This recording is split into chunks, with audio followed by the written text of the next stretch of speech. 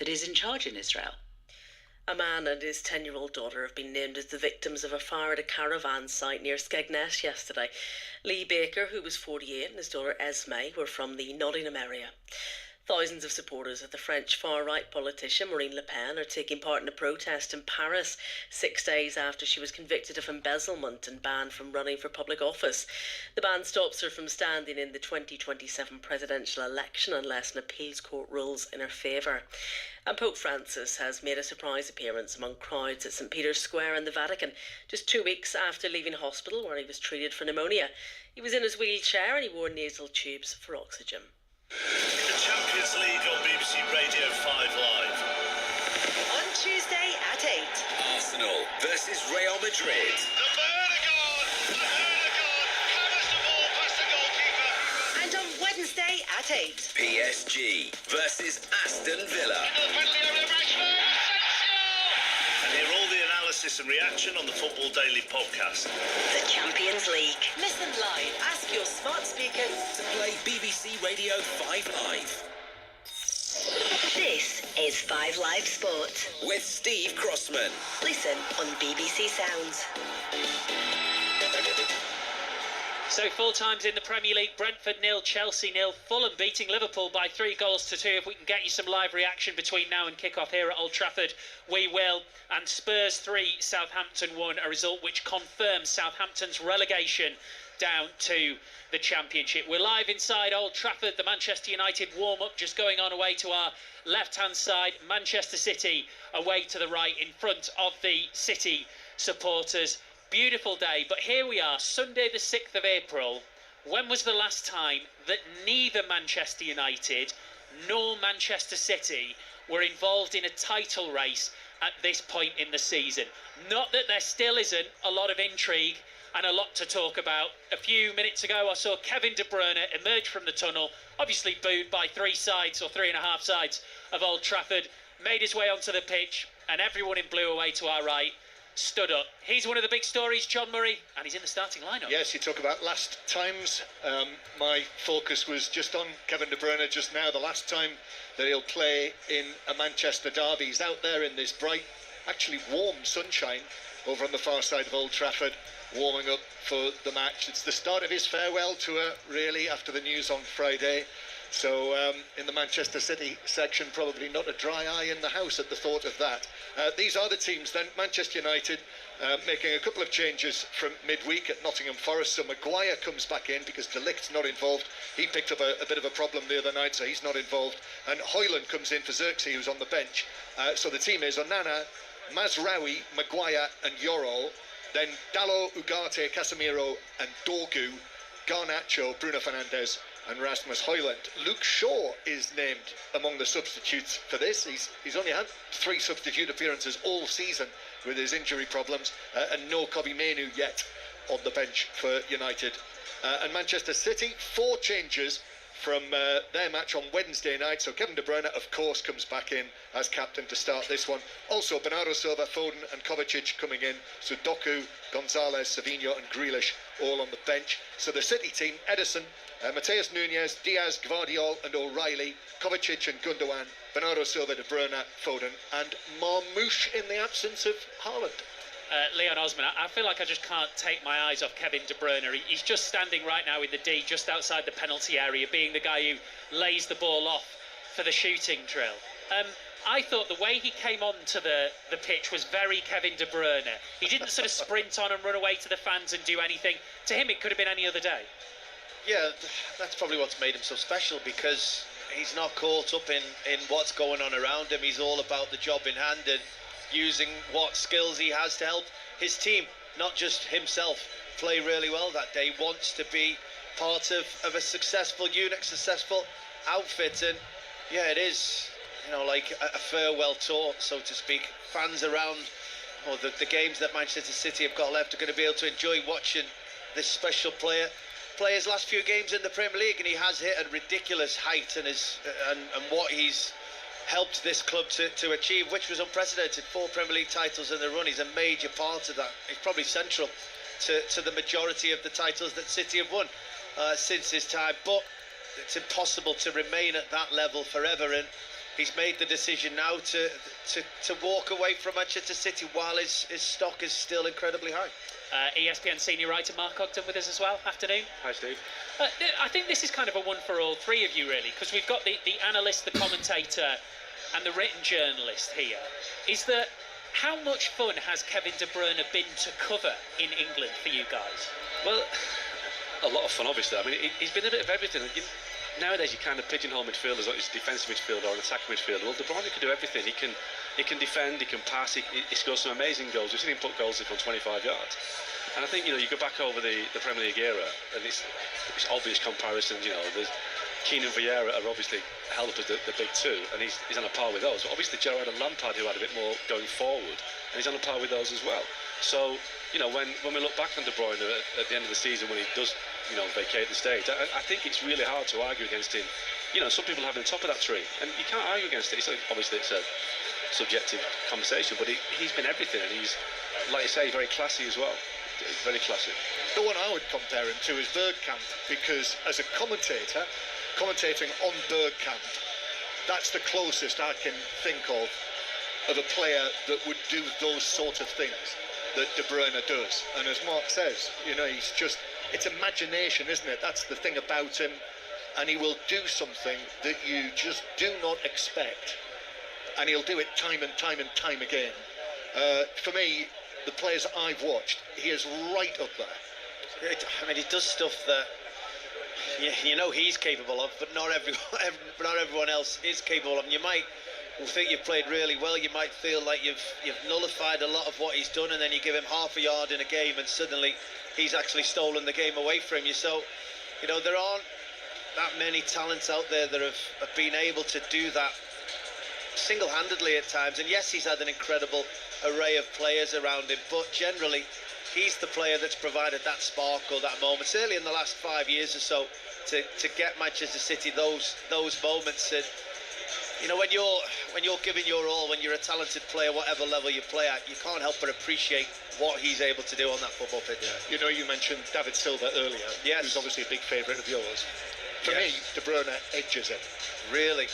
Well, that's, again, you said subjective, and I can't argue with that in the sense of, you're comparing midfielders with Mark about, your Vieiras and your Keanes, and then you talk about, yes, he could do that kind of role. Yes, you're talking comparing him to Bergkamp. Now, your Vieiras and Keanes are nothing like Bergkamp, but we can compare Kevin De Bruyne to both of them because actually he can do a little bit of everything. And I know the Premier League has changed and what is required of those roles throughout the course of the Premier League, but during his spell, he's been the best at the roles he's been asked to play. Was it? It was Argentina, wasn't it, that Bergkamp scored that goal against when he sort of brings it down? Yeah. That's the kind of thing that I think about, Mark, because. And Leicester, of course, as well. Yes, because it's understated brilliance. I remember Bergkamp scoring that goal, but you didn't look at Dennis Bergkamp afterwards and think, look at him, he looks like he's just scored an incredible goal. He just ran away being Dennis Bergkamp. Yeah, that is De Bruyne. He's very, very level, very. When he signed from Wolfsburg, it was, for me, there wasn't really much competition for him, and I couldn't believe it, because even then you knew there was a player there. He like I said, he had the Gerrard passing range, he had the box-to-box energy, Chelsea must absolutely dread every time they see him because they had him and let him go. But the thing with De Bruyne is there's no superstar element, but he's a superstar. And I think, Man City are a funny club in the sense that Gerrard is a god at Liverpool, and Keane here. At City, it's strange that the great players of City, the Agueros, the Silvas, the companies, they don't quite become superstars. Whether it's because the club, whether Guardiola's a superstar, I don't know, but there's something that they just lack that kind of, I don't know, the global status that I think you get by playing at one of the major clubs at Barcelona, Real Madrid, Man United, Liverpool. And I think that's why I'm surprised that over the years De Bruyne hasn't really, having won everything he could have won at City, he didn't take the chance to go to Spain or to Germany, back to Bayern or something, because for me he's a player that should have played at one of the absolute elite clubs. And City are a top club, but they're not a historic elite club like the greats are. And you know what you were saying earlier in the programme about what will he do next? Whether he'll go into coaching, management, whether he'll go into the media. Tell you one thing that I think that you'd be well suited to, having the dealings that we've had with him over the years. He strikes me as quite a deep thinker about what's good for the game. And I wonder whether, he'd be well suited to moving into proper top-level football administration, whether that would be UEFA or FIFA or whatever it happened to be. Some of the things that he said over the years, seem to me to make absolute sense. He's looking at it from a player's point of view, and very often at that level, sense is in short supply. Yeah, and he maybe talked to Everton because he is so sensible. He says the right thing and he knows what to do. Sometimes people that have been there and done it and have a perspective, they're often kind of overlooked. But you're right, he's definitely developed that confidence over the years. I was at the Euros last year when I think Belgium had been knocked out, and the Belgian fans had a real go at the players, and De Bruyne fronted up. He spoke about it, and he was, he had to go back because he's got that ability to say the right thing at the right time. So absolutely, he's got that strength of character, personality, and City will really miss him. The players you mentioned before, these great players, Gerrard, Lampard, Vieira, etc. Those players are never replaced by their clubs. You can't replace them. They find another way of playing, and City can't replace De Bruyne. They've just moved over here now. They were on the far side, but they've moved over here, partly into the shadows, but that's closer to the Manchester City supporters, so you might have just heard them singing his name, and there was a little acknowledgement from him. He turned and clapped towards them. Yeah, I was just going to say about replacing, because it's been a problem in his injury time, Kevin De Bruyne. Manchester City may have thought that Phil Foden would just step into taking control of what happens on the pitch, and it just shows incredible talent that Phil Foden is. He's either not quite ready or hasn't been able to reach the levels of ability that Kevin De Bruyne has. And Mark's right as well. City can't just go out and buy a replacement for Kevin De Bruyne in the summer, and it'd be seamless that they just find someone who could go in there. No matter how talented they are, it's an incredible hole that he's going to leave, that they're going to have to figure out maybe a slightly different style of football. I'm just watching Kevin De Bruyne. He's just walking off the pitch now. He's just approaching the tunnel here in the corner on the side of the Stratford end at Old Trafford, and just before he got there, Bruno Fernandes came jogging over to him, and they just had a little high five. I believe, Mark Ogden, that's, as the kids say, game recognises game. Yeah, absolutely. I saw that. I was thinking about that. There are very, very few players who get universal respect, and I mean, today of all places at Old Trafford in the Manchester derby, I don't know if it'll happen, but if the announcer says, Kevin De Bruyne's final derby, I think you get a round of applause, because he's one of those players that you can't dislike Kevin De Bruyne. Even if you're an opponent, you have to respect the fact that he's done everything in such a classy way. Great player. He's never antagonised away fans. He's never done anything to wind people up. I think, wherever he goes on his farewell tour, I think the opposition fans will deservedly, give him applause and respect him. I don't know which former Manchester United players are working on the television coverage. I was just about to say the same. I'm pretty sure there are one or two that are watching this furious that their centre midfielder Bruno Fernandes is having that kind of interaction before the game, John. I'm just reading my mind. I could think of one or two who might not approve of that. Right, let's take you back to the Champions Cup rugby. Sale in Toulouse, Adam Whitty. Sale have scored a second try. They have a shock lead over 6 times champion Toulouse. They lead 15-7. Second row Johnny Hill barrelling over from close range. Sale doing a job on the usual free-flowing Toulouse. They've stifled their attack. They're using brute force in attack. Proper Sale stuff this. There's a long way to go. Toulouse currently camped in the Sale 22, but with 35 minutes gone, it's Sale 15, Toulouse 7.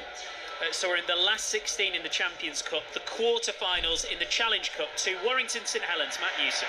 Yeah, Warrington is 7 minutes away from the place in the semi-finals. John Murray mentioned Brian Robson, Manchester United. Well, Warrington's captain Marvel, George Williams, tore 60 metres with the ball to score. Makes it Warrington 20, St Helens 12.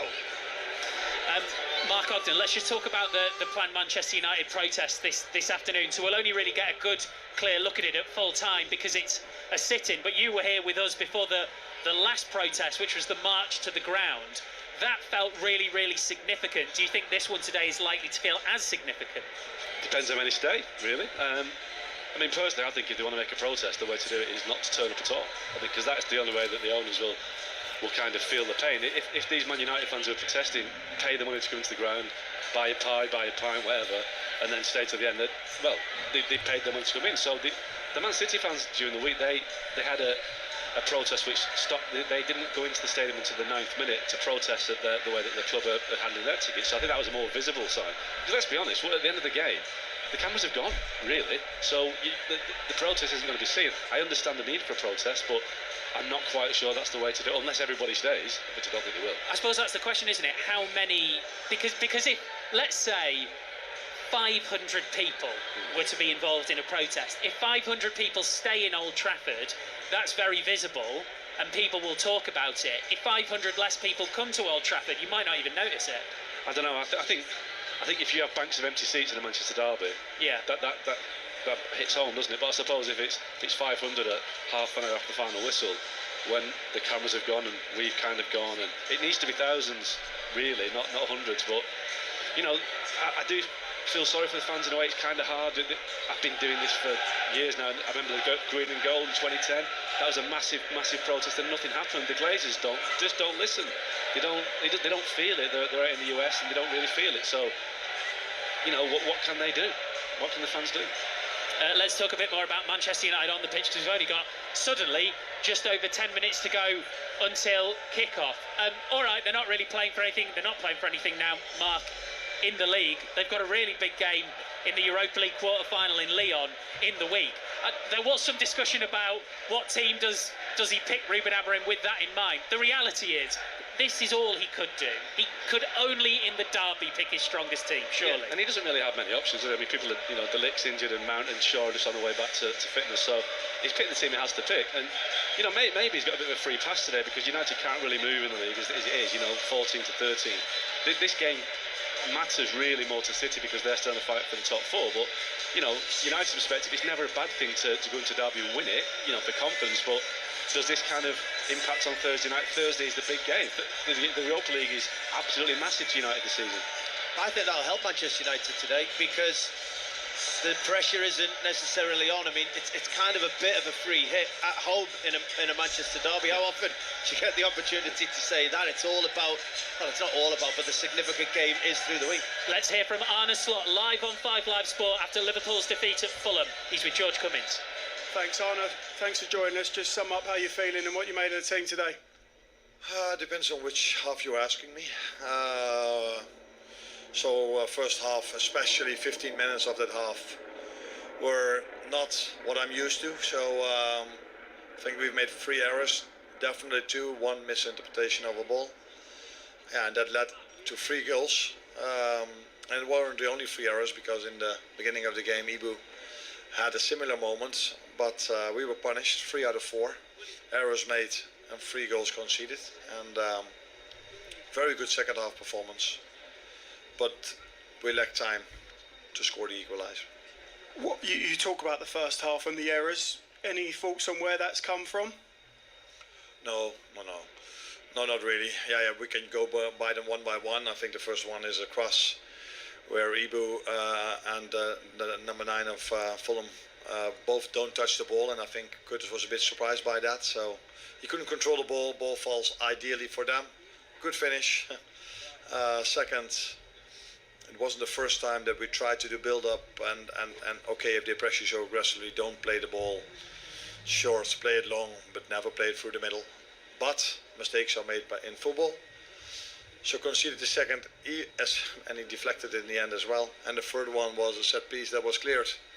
Ball went through the air, and we've all seen that. I think it was again the number 9 won the duel against Virgil and punished us. So 3-1 down, and then the boys showed great character the second half because, if we would have had 3, 4, 5, 6 or 7 extra minutes of playing time, which of course were not there. What I mean to say is the goal from us, the 3-3 was, I felt as if it was coming, but we lacked time because we made 3 stupid mistakes in the first half. Salah's been so good for you this season. Is it fair to say he's probably not living up to the heights of his earlier part of the season because he's been so good? Is that impossible to do? Yeah, if you look at the stats, I think then I cannot debate this. So I've had every time I stood here after a game, you guys were telling me record broken, goal, assist. Now, the last few games he didn't score. I think that's normal for a player, for every player in a season, that once in a while you don't score a goal or you don't have an assist. what happens tomorrow now as well, but I'm fully confident that he will show up again in the upcoming 8 games. And what have you said to the players? Because you're still 11 points clear. Some people will say you've got one hand on the title. So what's the message to them in the dressing room with these last few remaining games to go? The message I give constantly everywhere is that there maybe apart from 3 or 4 games, we haven't had a win with 3 or 4 goals difference. So Wednesday already showed us how difficult it is to win a Premier League game. Today showed us again. Great mentality second half. I complimented them by that. But the first half performance was not good enough if you want to win a game of football in the Premier League. Thanks for joining us on 5 Live. Thank you. The Liverpool manager Arne Slot live on 5 Live there, speaking to George Cummins. We're live inside Old Trafford. We've got just over 5 minutes to kick off. I was just looking, Mark, before we let you go over to my left-hand side, thinking, I wonder if we'll see Sir Jim Ratcliffe here this afternoon. Instead, what I saw is the Everton manager David Moyes and the Burnley manager Scott Parker. I'm just wondering, is this the start of people coming to try and court Kevin De Bruyne week in, week out? I was thinking maybe go to Wrexham when they get into the Championship. You know, there's all sorts of possibilities, but no, I mean, everyone wants to see De Bruyne and see him off, and I'm intrigued by what happens in his future. Really, he could take his pick. Although people have been talking all week about him going somewhere where the weather's better, I'm not necessarily sure that's Wrexham. San Diego is the suggestion, isn't it? But we'll see. It's Hollywood, isn't it, Wrexham? So who knows? Yeah. Thank you very much, Mark. Great stuff. ESPN senior writer Mark Ogden. The full-time whistle has gone at Warrington in the Challenge Cup quarter-final. Matt Newsom. Yeah, Warrington will play Lee in the final 4 of the Challenge Cup. They have beaten St Helens by 20 points to 12. Matt Duffy, Ben Curry and George Williams in the end was the match winner, scoring their 3 tries. Saints good game. They replied through Tristan Saylor and Darryl Clark, but they come up short. Warrington march on. The other semi-final, by the way, is OKRB Catalan. Back into the Champions Cup. Toulouse Sale, Adam Whitty. Sale leads 6-time champions Toulouse 15-10 in a brilliant first half display in the south of France. Tries from Luke James and Johnny Hill for Sale. Willis with the opening try for Toulouse. Brilliant so far from Sale, but beware a Toulouse second half comeback. Sale 15, Toulouse 10 at half time. So we're here inside Old Trafford, and the announcement over the tannoy tells you that it's time for the Manchester derby in beautiful spring sunshine. Here come the teams away to our left-hand side in front of the Stretford end. Full commentary here on 5 Live with Leon Osman and correspondent John Murray. Yes, here they come.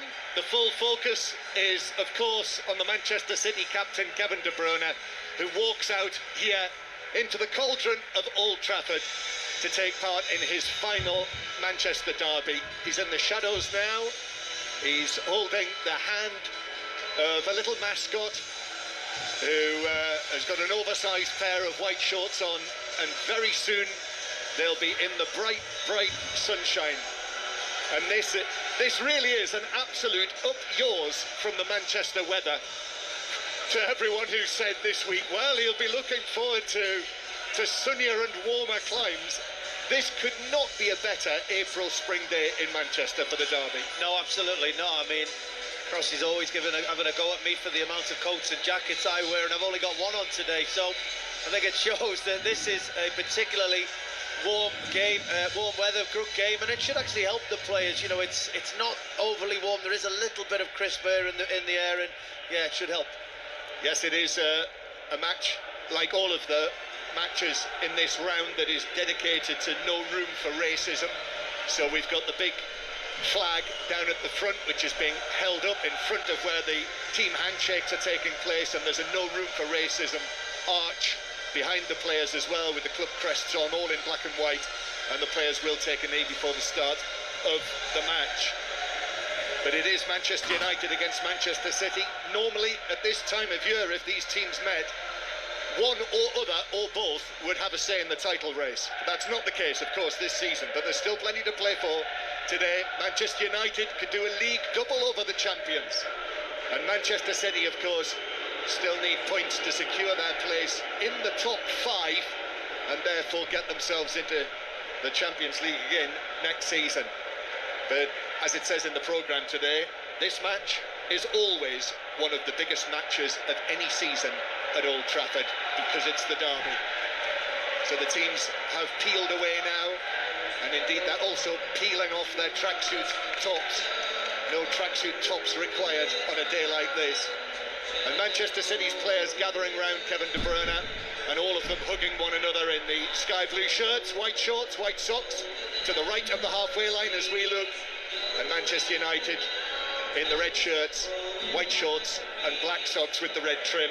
These are the teams that have been picked today by Ruben Amorim, who is just wandering around there in his very tight light brown trousers, white trainers.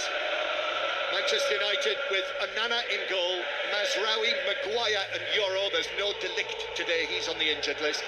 Dalot, Ugarte, Casemiro and Dogu are the middle four, if you like, and then Garnacho, captain Bruno Fernandes, and Rasmus Højlund coming in for Xerxes, who's on the bench. Luke Shaw is named among the subs today, but there's no return yet for Kobbie Mainoo. And Manchester City's team make 4 changes. They did play a day later than United in midweek, the win over Leicester at the Etihad. So Kevin De Bruyne comes in, captains the team. He's just been involved in the pre-match routine with Bruno Fernandes, and he turns now, Kevin De Bruyne, and he joins the Manchester City huddle, which includes Ederson, the goalkeeper, a back four of Mateus Nunes, Ruben Diaz, Josko Gvardiol and Nico O'Reilly. And then in midfield, Kovacic and Gundogan with Kevin De Bruyne, Bernardo Silva, Phil Foden and Omar Marmoush, with Haaland, of course, on the injured list. Now, possibly for the rest of the season. We'll see. We might not see De Bruyne and Haaland play together again for City. No, and that will be a shame. Well, that might be one of the things for us to watch today. Kevin De Bruyne getting on the ball, Marmoush making those runs in behind, the speed of that play, the speed of that link-up and the quality of that De Bruyne passing. So that's Leon Osman, just to my left here, just to the right of the director's box at Old Trafford. Leon, over 350 Premier League appearances, England international, and it is Manchester United, having kicked the match off, who are in possession inside their own half. And back they go, into the back line. Harry Maguire playing in the middle of Euro to his left and Mazraoui to his right. He isn't half adaptable, Mazraoui, isn't he? You never quite know exactly where he's going to be. Here's Højlund now. Nice little ball. Flicks it forward. Garnacho is away. Garnacho to the edge of the area. And then he's challenged. Diaz, the referee, says, I think, free kick. Free kick on the edge of the box. And a yellow card for Diaz, who put the challenge in on Garnacho, brought him down in the D, very close to the edge of the box. I did wonder for a moment whether John Brooks was going to say penalty. He's not, he's gone free kick in the D. Well, he has. I mean, what a wonderful bit of play from Manchester United. Højlund just dropping onto the halfway line, spinning one round the corner for Garnacho, who doesn't think of anything else as it's presented in front of him. He just heads it on into the space and then he's away. I wondered whether he'd be able to get a shot away, take the ball maybe onto his left foot, away from the defenders, and get a shot away in that instance, but he decided to cut across the Manchester City defenders, gave Ruben Diaz an opportunity to make a tackle. He offered a leg, he did foul him, definitely contact. It's given just outside the penalty. I'm talking inches, not yards outside the penalty area. I don't think VAR have felt the need to intervene to say it's inside the penalty area, so Manchester City got very fortunate there. And I thought he had a couple of nibbles at him as well, and the second nibble was quite close, if not in the penalty area. Yeah, I wondered whether, they always say that if the contact does continue into the penalty area, then a penalty kick will be given. So, I mean, there was an awful lot for the referee to digest and go through before giving that decision. Ultimately ended up with this free kick from a pretty dangerous position, right on the edge of the inside the D. Well, it's Manchester United's top scorer, their captain Bruno Fernandes, who's the only candidate to take this in the D to the left. Just about half a stride outside the box, so it's very close to the area. Bruno Fernandes hits it into the wall, went for power, looked to try and find a hole in the wall. There wasn't one. They put their wall in place on one side, but they also put a wall of two men on the other side to block the other post to stop Bruno Fernandes going goalkeeper's side like he did at Goodison Park a few weeks ago. 5 live. It's 0-0 in the Manchester derby here in the corner. The Manchester United corner is taken short, then swelled in, right-footed, but headed away on the edge of the 6-yard box for Manchester City. Mazraoui lifts it out to the far side, but it bounces awkwardly in front of Garnacho and bounces up past him and out of play for a throw to Manchester City. But that's the kind of thing, that was Højlund and Garnacho combining there for that United break that led to the free kick. That's the kind of thing they've been lacking. Yeah, really good start to the game. I wondered whether Garnacho would start on the opposite side of the field, on the right for Manchester United, being the fact that O'Reilly's played, not a number of games. He's new into the team. He's been very good going forward so far for Manchester City. I don't know if he's been tested defensively. I don't know if anyone's really got at him and whether they might fancy Garnacho doing that today. But no, they've started him on that left-hand side, and he was nearly reaping the benefits of that inside the first minute. Yeah, and quite unusually, Leon, that means Bruno Fernandes is towards the right-hand side. Yeah. Normally he's on the left when they've used this type of system. It is Manchester City, so Diaz on a very, very early yellow card. A little more than a minute was played when he brought down Garnacho, so the very experienced Manchester City central defender Diaz is on a yellow card. BBC World Service listeners join us from all around the planet here on 5 Live from the BBC. If you're on the move as well, you can listen via BBC Sounds, or indeed, of course, on your digital radio. It's already been a very eventful afternoon. Liverpool losing in one of our earlier commentaries. We've brought you commentaries on all of the Premier League matches so far today, and they will also be reflecting in Scotland on Celtic's defeat to St Johnstone, bottom beating top in the early kick-off there. 6:06 will follow on 5 Live later. Robbie Savage and Chris Sutton will be taking your calls. The lines will be open at half-time. But as Manchester City attack towards the Stretford end, O'Reilly, the tall O'Reilly, playing at left-back in the current time for Pep Guardiola, who's standing very casually dressed, all in dark colours, black, grey, sort of cargo trousers, I think I would call those, and white-soled, almost baseball trainers, aren't they, that he's wearing at the moment, with the big sort of white toe caps, just striding around there. It's a very summery scene inside Old Trafford, and it's 0-0. Yeah, they look like a pair of school Converse. There are other brands out there, John, but that's what they look like. Excellent knowledge. Throw in for Manchester United. Back to Euro, long and right-footed from him. Diaz is underneath that to volley it back into the Manchester United half. Then that is headed forward for United by Ugarte. City fire it forward again towards Marmoush. That was a lovely touch from Marmoush back to De Bruyne. A couple of touches from him. Then he rolls it to his left to the very tall O'Reilly. Wouldn't be surprised if he's grown during the course of the season, O'Reilly. I thought you were going to say in the course of the first 6 minutes. Well, that could have happened. Bernardo Silva up to the far side. O'Reilly, who is 20 now, so he has probably finished growing, you would think, unless he's a freak of nature. Here he is, O'Reilly turning, and it bounced up. So against Dalot, he tries to find a way past. Dalot goes to ground. He says, I got the ball, but he also got O'Reilly, and from that great height he came crashing down, and it's a free kick to City. Yeah, no question. That was a free kick. Great strength from O'Reilly. I believe in himself, because Dalot tried to get really tight on that, just inside that Manchester United half. He couldn't really lose the ball there. O'Reilly had the belief in himself to hold off the United defender, turned with the ball, and rightly won that free kick. Manchester United 0, Manchester City 0. And it is Manchester City who hit a long pass over the top, but that will bounce all the way through to Onana, who has it under control. In the 2:30 kick-off in Scotland, by the way, it finished Hearts 0, Dundee United 1. That was the final score at Tynecastle, so 1-0 in both matches in the Premiership. I have to confess to a wardrobe error already, Leon. I should have taken my coat off. I'm too warm now. Yeah, I'll have to take it off at half-time. It's not like you, John. Yeah. So I will rectify that at the break. I can't do it before then, because in this tight commentary position, it'd be like watching Harry Houdini get out of a straitjacket. Here's Diaz. Right-footed, long and forward. Marmoush through the middle, but Mazraoui's able just to take it down and move away from him and then play it forward. There's a heavy touch there. Well, actually miscontrolled it, didn't take it under control. Ugarte, so Foden's off and moving.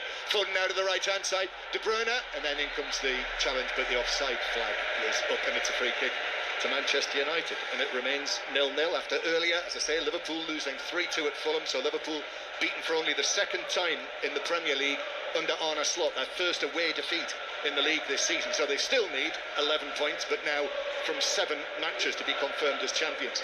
I suppose the big news really in terms of definite events, Southampton will be relegated now, we can say that, as Manchester United, Mazraoui plays the ball off Marmoush and it bounces behind for a goal kick.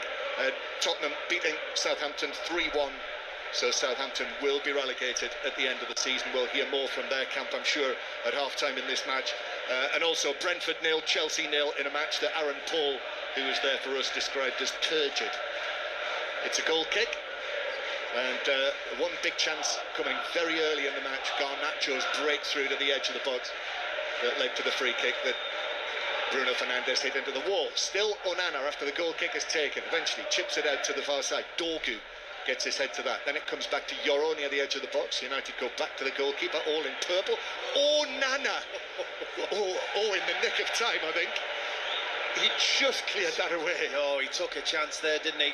Manchester United goalkeeper. They're playing it round at the back, Manchester United, and he just took an age after he took his touch before he tried to play the pass out to Dalot on this right-hand side, and Kevin De Bruyne went tearing in at him, and must have only been inches away from actually, millimetres maybe, from actually blocking that clearance, and it could have been disastrous for Manchester United. Could have been Onana, oh my goodness, but he got it away just in the nick of time.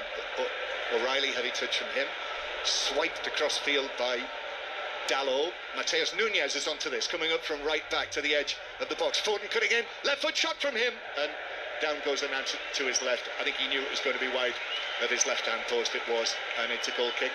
Maybe a couple of feet wide. Yeah, but just a couple of interesting things tactically that Manchester City have done. We thought that Foden would start one side and Bernardo Silva start the other side of a front three, and it's not been the way it's been. It's been Marmoush has sort of been out on the left-hand side, Foden on the right. When they're out of possession, Kevin De Bruyne is going right up to make that sort of an orthodox front three, and Bernardo Silva's in more of a midfield three with Gundogan and Kovacic, and even more so, whenever City get the ball, he then drops into a false fullback position, Bernardo Silva, and Mateus Nunes goes up that right-hand side. Doku's able to carry it forward for Manchester United. Still going out towards the left-hand side. He's got support out there on the left from Garnacho. Garnacho turns and then plays it back behind him. And United go back towards the halfway line. Yeah, sort of 4-3-3 really, isn't it, for Manchester City? When you look at them settle now, there's a bit of fluidity to it, and they are doing something different in possession than out of possession. Well, that was given away on the halfway line, Foden, but red shirts converge on him, and he's challenged, good challenge as well. Yoro now is able to take it down, but delays on the ball. That was won back by Bernardo Silva. Kevin De Bruyne trying to find a way through to the edge of the box, but the challenge comes in on him. And Manchester United, although Dalot is being closed down by Marmoush, and then Casemiro manages to thread a pass. In fact, Foden is down, so I think, in fact, Casemiro is looking to... Am I going to be... Yeah, you're being very generous. Am I going to be too generous? Yeah, he was just trying to make a crossfield pass to get Manchester United on the go. Foden tried to get up to play, looked very uncomfortable, and as soon as the ball went out of play, he's gone back down. It came from that challenge. The ball was given away twice in the middle of the pitch, tackles flying in everywhere, and Foden certainly come off the worst in that situation.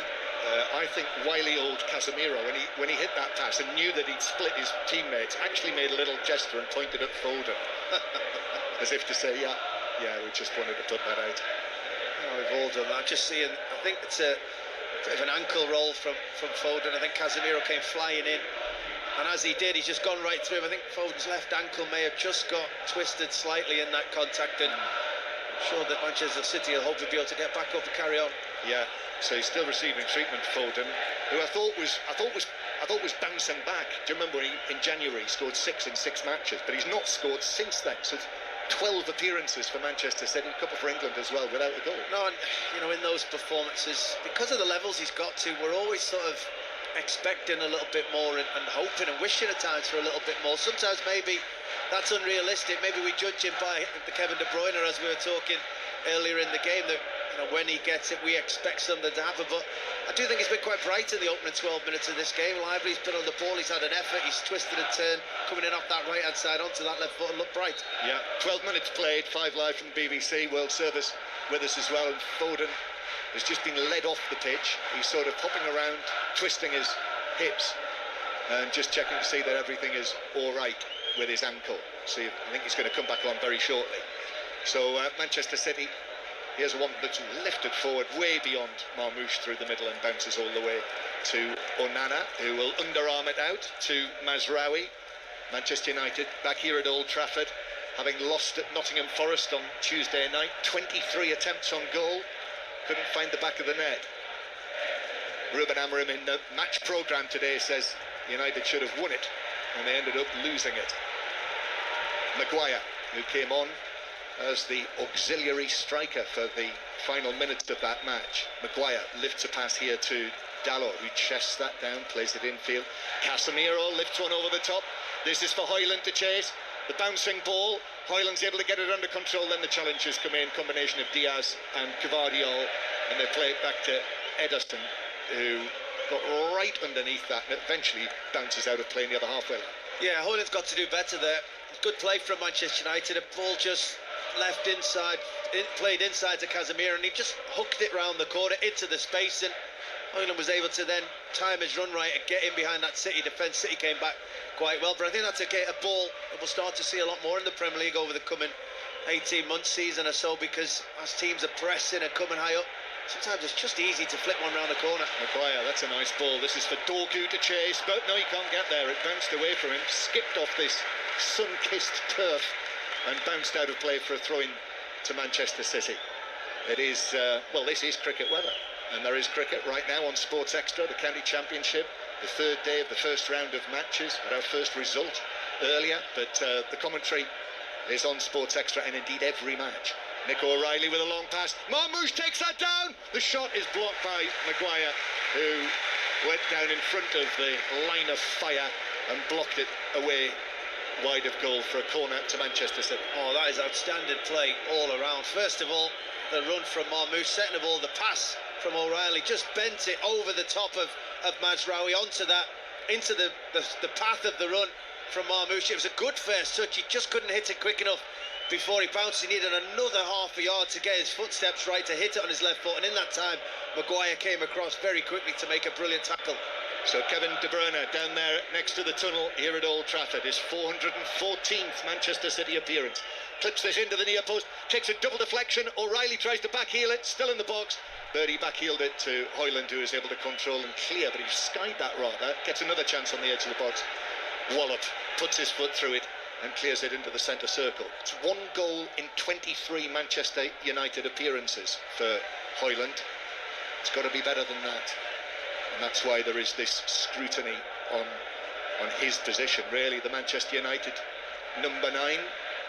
Here's De Bruyne, now on the left. Strawberry blonde hair swept back to Kovacic. Kovacic curls a low rolling ball out to the right hand side, where Bernardo Silva is onto this one. Bernardo Silva tries to go around Dorgu, very nearly does. In comes another challenge as well from Garnacho back there, and in the end they managed to play it out of play off Bernardo Silva for a throw-in to Manchester United. You were purring there, yeah, Leon. Yeah, I mean, Bernardo Silva, he doesn't have the pace of a natural winger, and yet he can glide with the ball. He makes it difficult for full-backs. That was their Dorgu. He must have dangled a leg about 4 occasions there, and Bernardo Silva just kept sucking him in. Didn't beat him for pace at any moment in that, but got away from him. Yep, dangling Dorgu. Cross on the edge of the area for Manchester United to the halfway line. City get it back again. It's a little bit tame at the moment, really.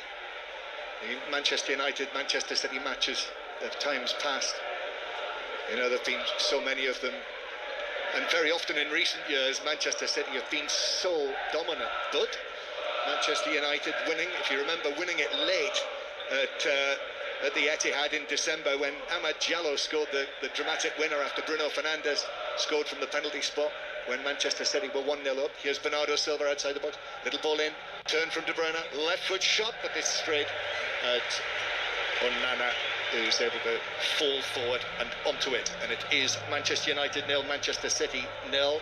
Let's get another update on that delayed Champions Cup Rugby Union match, which is being monitored by Adam Whitty. Toulouse have scored to take a 17-15 lead at the start of the second half against Sale. Francois Cross shugging off 3 men to dive over from the back of a driving maul. Ramos' conversion sees them lead for the first time since the 5th minute over a resolute Sale. Toulouse 17, Sale 15, 47 minutes gone.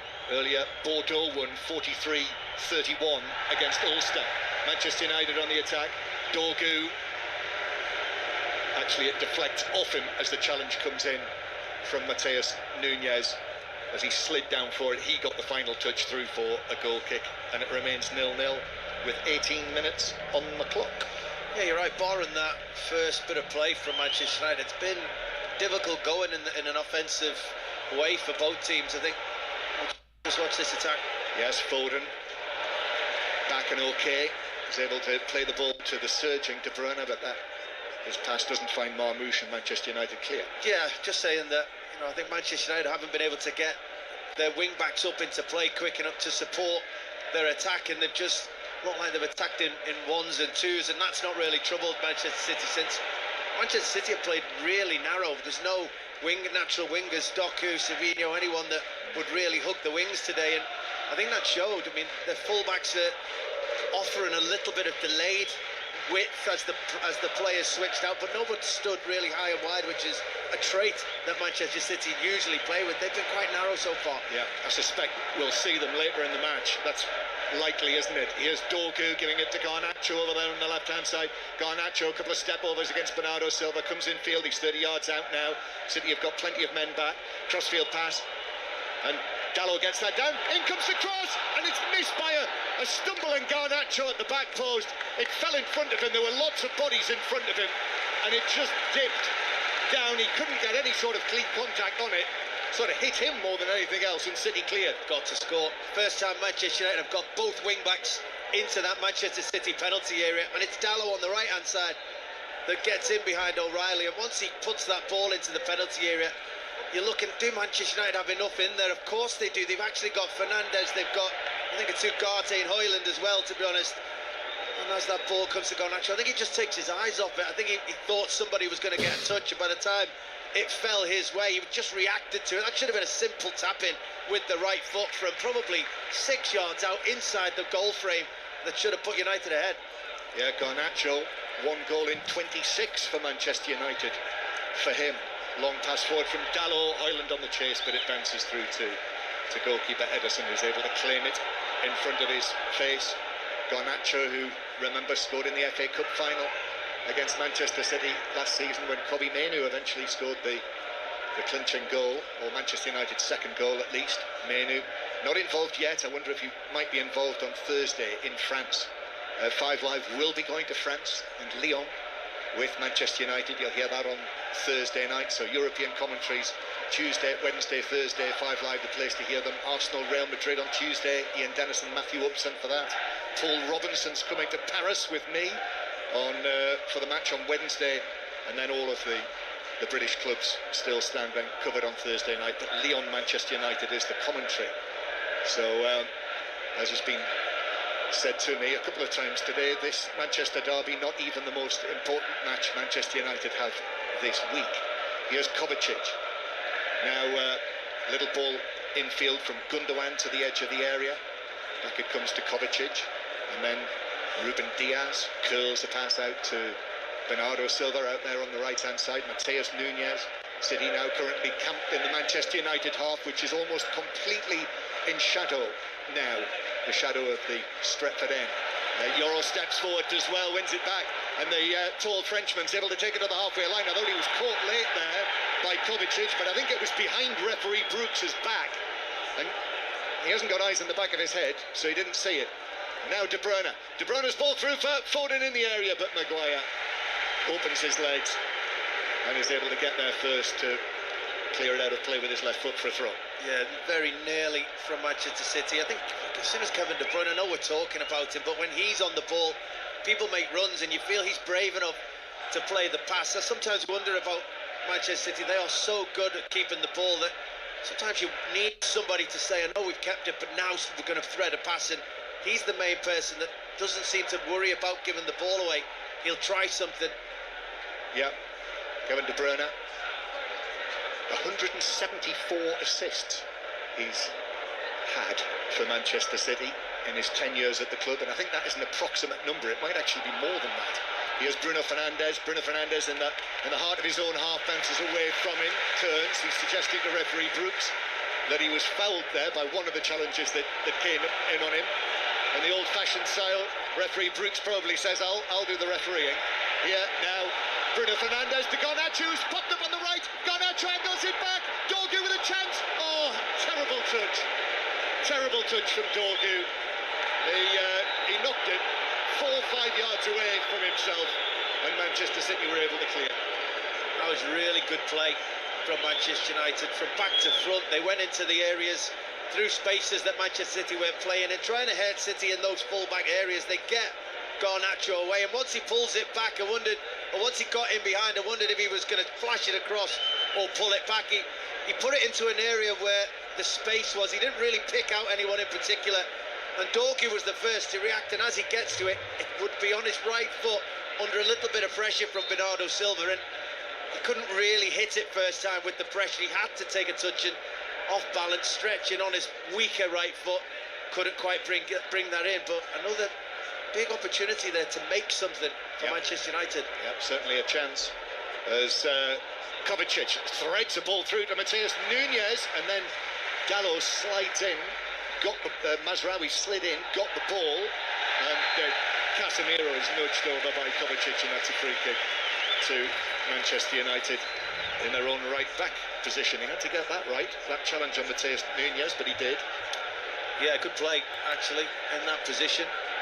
I think once I think Casemiro using all his experience actually there to win that free kick. Manchester City, I would say for the previous 10 minutes or so, had just started to get a bit of territorial advantage, playing, keeping possession in Manchester United's half, but I think that's where Manchester United have looked okay on the break. They've created the better opportunities to trouble the goalkeeper so far. It's 0-0, Manchester United 0, Manchester City 0. 5 live from the BBC. We'll have more on the earlier results at half-time. Suspect we will be hearing from the Fulham camp, probably more from Liverpool. Indeed, we will hear from Marco Silva, and I would imagine we'll hear from Southampton as well. We're going to hear from Ange Postecoglou too at half-time. And Manchester United playing the ball out towards the right-hand side here, where Dalot is able to take it down and play it back to Mazraoui, right-footed ball downfield from him, but Gvardiol is able to get up, chest that down, give it to O'Reilly to his left, and City go back into their own half. Manchester City, who've got the FA Cup semi-final to look forward to, which we now know will be on the Sunday against Nottingham Forest. That could be a tight affair, couldn't it? I am thinking. Yeah, well, Nottingham Forest above Manchester City in the Premier League at the moment. 6 points, is it? 5 as if this was to remain a draw. Showing the quality season that Nottingham Forest have had. Even though they got beat to Villa yesterday, they caused them some big problems. I'm sure they'll do the same to City in that game. Yeah, with this scoreline as it is, you're right, Leon. They'd be 5 points behind Nottingham Forest after this match, but there's a long way to go yet. Manchester City, having lost already 9 matches in the Premier League this season. It's remarkable, you know, when you look back at it now, they didn't lose at all this season. Their first defeat of the season was October the 30th. They were unbeaten to that point when they lost at Tottenham in the Carabao Cup, and then, you know, the wheels came off as Bruno Fernandes plays it forward towards Garnacho, quickly forward, keeps the ball square from him, back to Bruno Fernandes. Bruno Fernandes looking for Dorgu, who shoots wastefully from a wide angle, a tight angle on the left. Highlig was in the middle, but went for it and slashed it wide of the near post. Yeah, again, good play in the sense that they're getting through the lines of Manchester City. They're getting into dangerous positions. I think that, you know, the player you want to be on the ball in these moments is Bruno Fernandes, and Garnacho picks him out really well after the initial run. I just don't think the run from Highlig helped the team there. I think the easy pass was going to be naturally out to Dorgu on the left-hand side. Highlig just needed to find a space in the middle, keep the defenders away, and be able to then attack across. What he actually did was ran right across the line into Dorgu's space, really, and ended up, once Bruno Fernandes plays that pass, Dogu had nothing left to do but try and flash a shot, which he hit over the bar, but it was a poor run from Highland. Manchester United 0, Manchester City 0. And this is 5 Live, as I say, the cricket. I think it might be Essex Surrey that is on Sport Extra right now, but later there will be the Ospreys Scarlets Challenge Cup match as United win it back. There's a good tackle back from Highland, and it's released Garnacho, and Garnacho takes it forward, gives it to his right to Bruno Fernandes, edge of the area, little clip from him, and then a stretch from Ugarte, but he got that all wrong. Really, it was unconvincing. He went for a high volley and slipped and just bumbled it wide. That was all he had. And United again into some really good positions, and actually they'll be kicking themselves at the minute that they've not at least made Ederson make a proper save yet. And that was 4v2 at one point.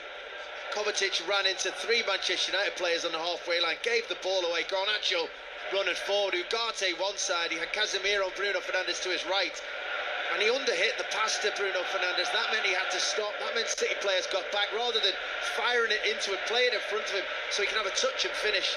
Chance missed again.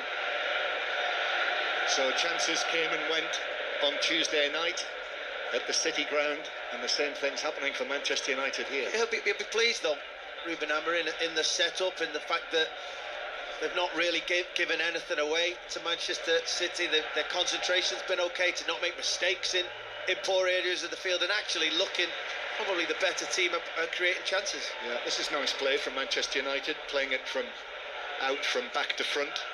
Dalot takes it back into his own half. Ruben Amorim right here points to send it out to the left-hand side, which they do, but Dogu had just strayed offside, and it's a free kick to Manchester City, halfway inside their own half. 0-0, almost half an hour played. He gives off quite 80s vibes, doesn't he, Ruben Amorim, with that get-up that he's got on. Those tight trousers, and it's sort of like a blouson jacket, isn't it?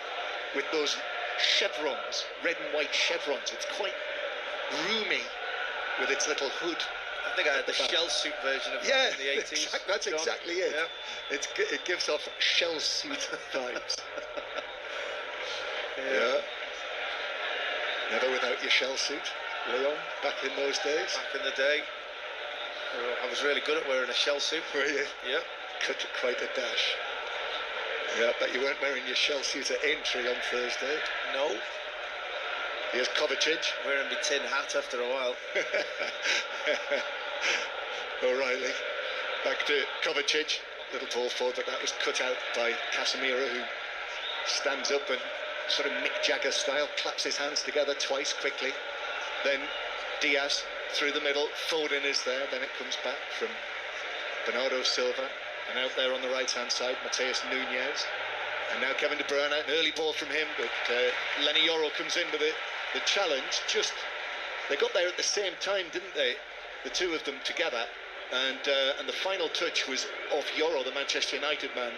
And it is a corner from the right, the one for City. It looked like a corner. City doing well actually to create something there. They're trying to play very, very centrally, trying to go through an area where Manchester United are actually compact. And you know, Pep Guardiola came out at one point and just told Mateus Nunes to get wide, give the team a little bit of width, offer us something in a different area of the field, and that's eventually where they won the corner. 0-0. Corner for Manchester City then, into the near post, came off a Manchester United head right across the face of goal, and Mazraoui at the back post for United was able to turn and head it out of play down the left here. I think it was Casemiro that just beat Harry Maguire to the ball, and either one of those flicked it over their own goalkeeper Onana, and they're causing themselves all sorts of issues with lack of communication in a key moment. It is Essex Surrey, by the way, that's on Sports Extra right now, but all of those matches you can navigate around the cricket pages of the BBC Sport website for the commentary. Just seeing it back, actually, Casemiro flicked it over Maguire, and it was actually going in, and if it didn't take the punch of Onana, who wasn't coming for the flick on, he was going to punch the initial ball, but Casemiro flicked it onto his punch, and Manchester United avoided conceding an own goal. Manchester City go all the way back to Ederson, and it remains 0-0. Let's get another update on Toulouse Sale from Adam Whitty. And Toulouse might have struck the killer blow in this last 16 tie. Julien Marchand, the France hooker, has barged over to the right of the post to give them a 24-15 lead. The defending champions have dominated the second half and might just have pulled clear. Toulouse 24, Sale 15, 60 minutes gone. Manchester United 0, Manchester City 0. Here at Old Trafford on this glorious afternoon with Manchester City in possession inside the Manchester United half. Gundogan turns and plays the ball back into the centre circle. We thought Gundogan had gone for good, didn't we, on the subject of Kevin De Bruyne, but I don't expect that Kevin De Bruyne will be making a comeback, because he was at Barcelona last season, who were held last night. Barcelona, top of the league, could be a Barcelona-Real Madrid Champions League final yet this season, which would be certainly a spectacle in Munich, although Aston Villa and Arsenal will have a thing or two to say about that. Manchester City with the ball inside their own half. City going out at the last 32 stage of the Champions League this season. First time for 12 years they've not been in the round of 16 in the great competition. Here's Bernardo Silva, just forward of the centre circle, just to the left, and then playing the ball to O'Reilly, and to Gundogan, all at close quarters, and then Gundogan back to the halfway line, and then it finds its way to Gundogan again. Gundogan just looking for that pass, but he hits it over Marmoush by a distance and through to Onana. Yeah, I mean, that's Manchester City at the moment, keeping possession, being comfortable, being easy to defend against, and they're not really ready to play that ball first, or to play that ball in behind, unless it's Kevin De Bruyne. And Marmoush made 2.5 runs there to show that he was ready to go in behind for different players. By the time Gundogan actually realised that is the pass to play and moved it, opportunity was gone. I just sometimes think City just need to play a percentage pass. Quite quiet, really. There's some noise coming out of the City section to our right. There is the possibility of this sit-down protest that has been planned. Again, objections with the ownership. So we'll see what happens there. And no doubt we'll have news of that during 6:06. Crossfield pass from Euro, but straight at O'Reilly, and Manchester City have got it back inside the Manchester United half. And O'Reilly again on the halfway line. In towards Kovacic.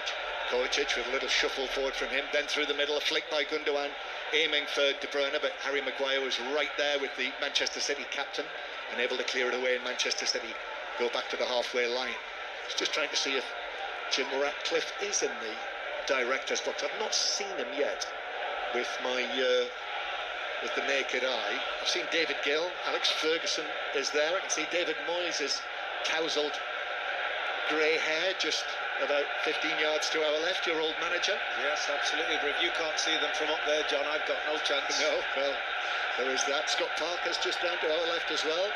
Might be in the Premier League next season, although that's got a few weeks.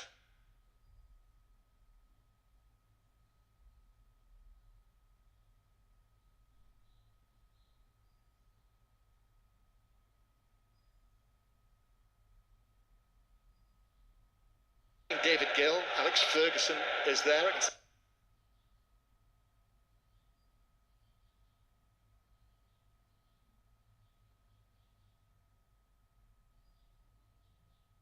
Absolutely, but if you can't see them from up there, John, I've got no chance. No, well, there is that. Scott Parker's just down to our left as well. Might be in the Premier League next season, although that's got a few weeks to go as well. But they're in a good position. Here is Mateus Nunes near the centre circle. This is a high ball, and it's easy for Onana to catch with De Bruyne closest to. But that's a Manchester City ball. The problem is it's usually Kevin De Bruyne in that position, trying to play that pass over the top of opposition's defence for a Haaland, for somebody of that ilk coming in that position. That's where they really lack him. Got it as well, sitting on the ground, and then the kick is missed by Mateus Nunes, and City had to just get that away, and then Kovacic does well against Bruno Fernandes, who apologises immediately for just catching him. City continue to play it back into the Manchester United half. We've got the pattern, haven't we? The familiar pattern of Manchester City in possession in the opposing team's half, but they lack a bit of punch. Yeah, and I don't know if Pep's seen something that is to hurt Manchester United when he's going forward. That's why he's not playing with wingers, and he's playing to get bodies into a more central position. Or it's the opposite, and he's thinking, I fancy us to be able to create something with what I've got, but I don't want to open the field up. I don't want to be too narrow. I'm going to keep my fullbacks tight and narrow to make sure that Manchester United can't counter-attack on us. But either way, it's stifling the game at the moment. City aren't able to create anything through the centre of Manchester United. If you remember, it actually wasn't a very good game at the Etihad in December. Dramatic finish, but it wasn't a very good game. Guardiola took Manchester City ahead in the first half, and then, as I say, those late goals won it for Manchester United. Met in the Community Shield, remember, at the start of the season, which went to a penalty shootout after Bernardo Silva scored a late equaliser. It was won by Manchester City, and now the ball's out of play. In fact, it's given us a free kick over there on the far side, on the halfway line, and Manchester United take it short. Ugarte goes back to Harry Maguire. No delict today. I'm not sure that's too serious, but we'll find out from Ruben Amorim, no doubt, later. As Ugarte overhits the ball over the top, and that bounces through, and there's frustration there from Dalot, who wanted the long pass to the right. Bruno Fernandes and Highlig in the middle, and Garnacho on the left, but it cleared them by a distance. Yeah, it should just be a diagonal pass, especially for someone, no disrespect, like Ugarte is on the ball. And you've got the three up front. There was Highlig, Garnacho, Bruno Fernandes.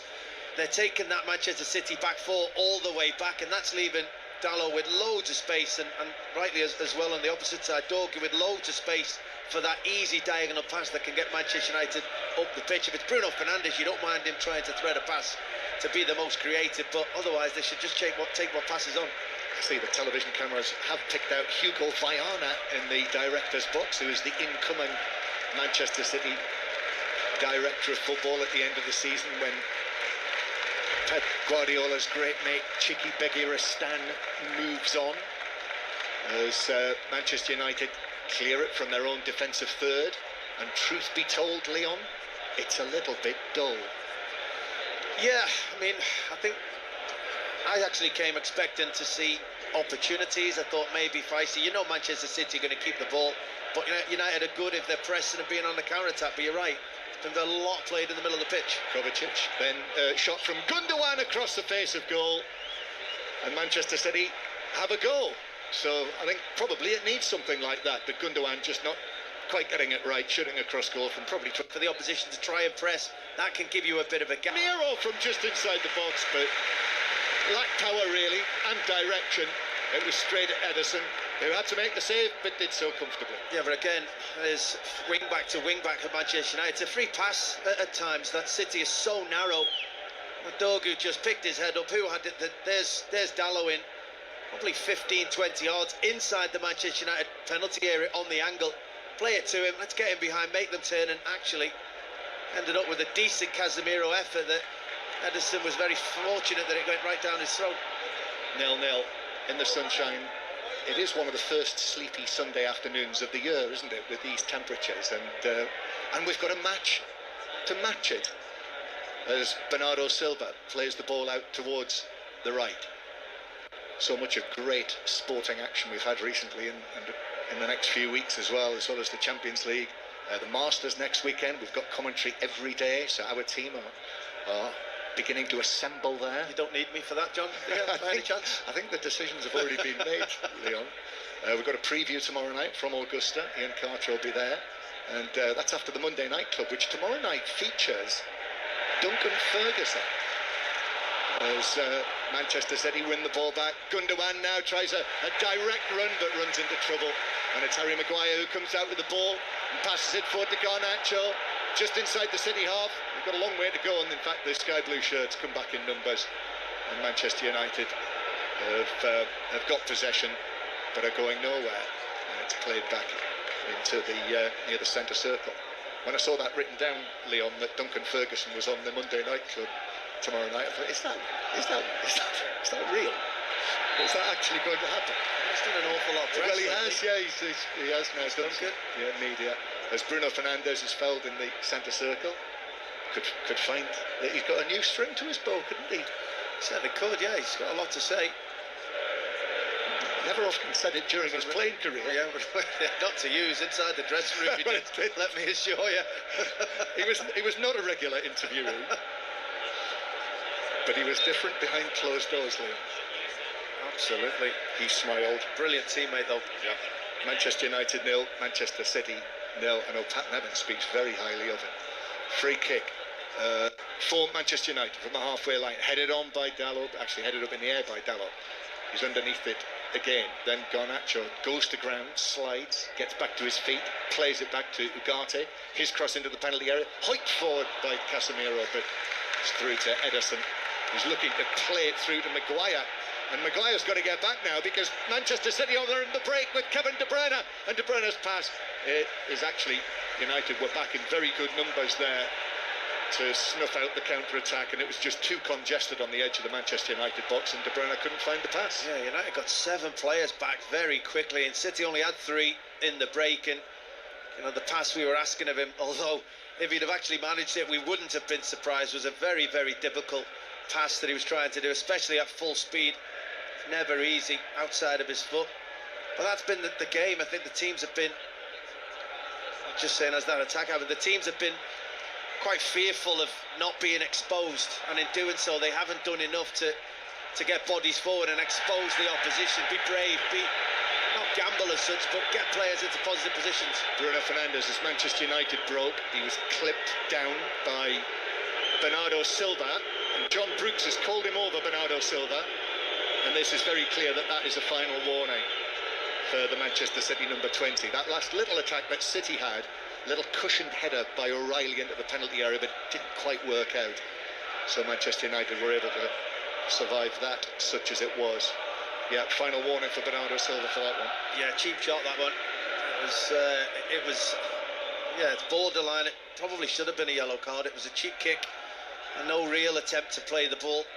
And a bit fortunate there, Bernardo Silva, when you see that back. We're in the final minute of the first 45, and referee Brooks brings it back for a foul near the halfway line. The ball had gone. I have to say, I was watching Gundogan, who's also gone to ground further forward.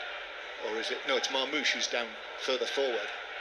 But nearer the halfway line, I think he's actually given it for that foul. Yes, he has. And it's going to be a free kick for that challenge on Kovacic, just about 6 or 7 yards inside the United half. Yeah, real clatter, and Kovacic took there as he laid that off. Ugarte just didn't stop. That was a borderline yellow card as well. And then the Marmoush one, as play continued, ball came into his feet. He just braced himself, stuck his backside out. Marmoush went right into the back of it with his knee, and that would have been a free kick as well. Free kick, which City takes short. 2 minutes of added time. We did have the stoppage for Phil Foden's injury. He was able to continue, and he seems okay, although he's not been heavily involved, has he, Foden, since then? No, I don't think he's moving as freely as he was in the early part of the game as well. I think he's getting him out the pitch, but those sharp movements, I think he's looked like he's finding them difficult. Darren Fletcher just down in front of us, disappearing down towards, I presume, the dressing rooms for half-time. Manchester United 0, Manchester City 0. Manchester United's Darren Fletcher, that is, not Five Live's Darren Fletcher. As City have the ball with Ederson. Premier League review will be on the Football Daily feed later. And in the morning, of course, brand new Kyle Walker now as well, how he said goodbye to Manchester City. So that's well worth listening out for with Michael Brown, who's sitting right behind us tonight, making a nuisance of himself. Michael. And that is all on BBC Sounds, where of course you can hear all live BBC radio.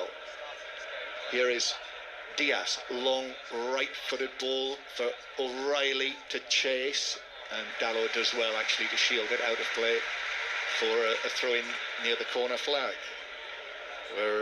We've got about 30 seconds of the first half to go, which has not been memorable.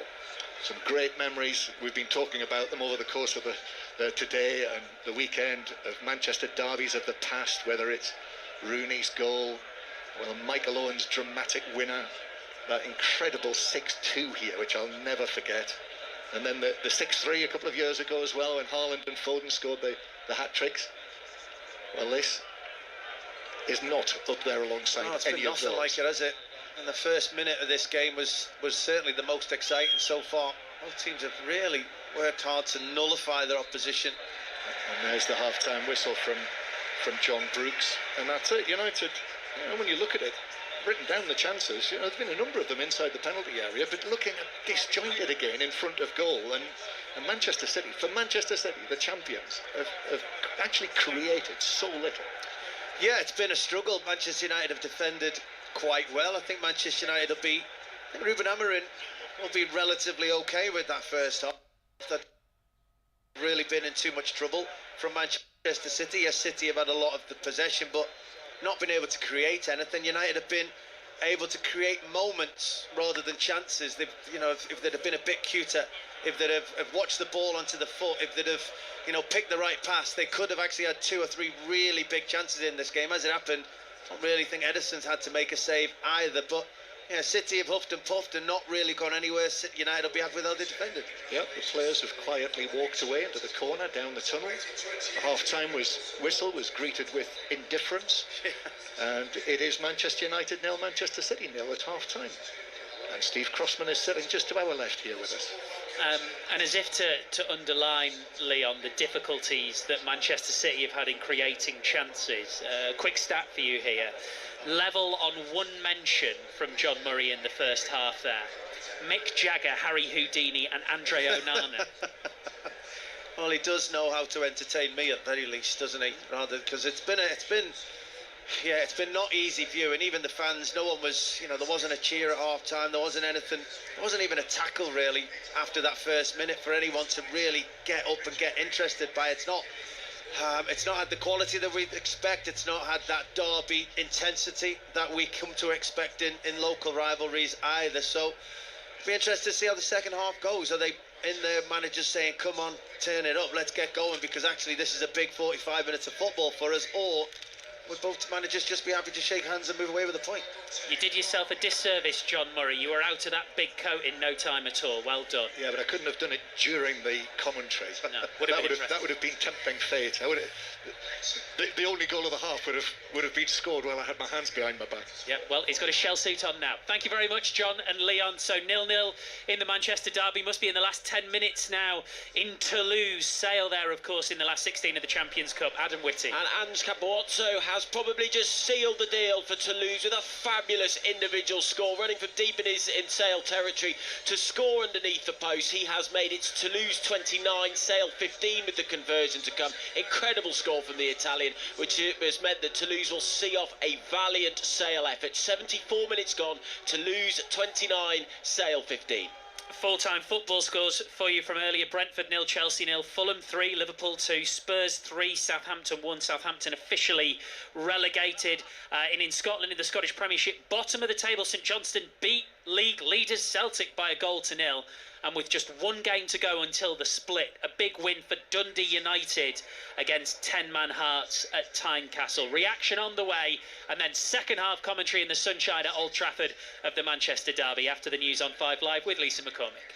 The voice of the UK. This is BBC Radio 5 Live. Thanks, Steve. The Conservative leader Kemi Badenoch is facing criticism for backing Israel's decision to deport 2 Labour MPs who were visiting as part of a parliamentary delegation from the UK. The Foreign Secretary, David Lammy, has described her comments as disgraceful and says that Israel's treatment of the MPs is unacceptable. Police in Lincolnshire have named a father and daughter who were killed in a fire at a caravan park near Skegness. 48-year-old Lee Baker and his 10-year-old daughter Esme are from the Nottingham area. Thousands of supporters of the French far-right politician Marine Le Pen have been taking part in a protest in Paris 6 days after she was convicted of embezzlement and banned from running for public office.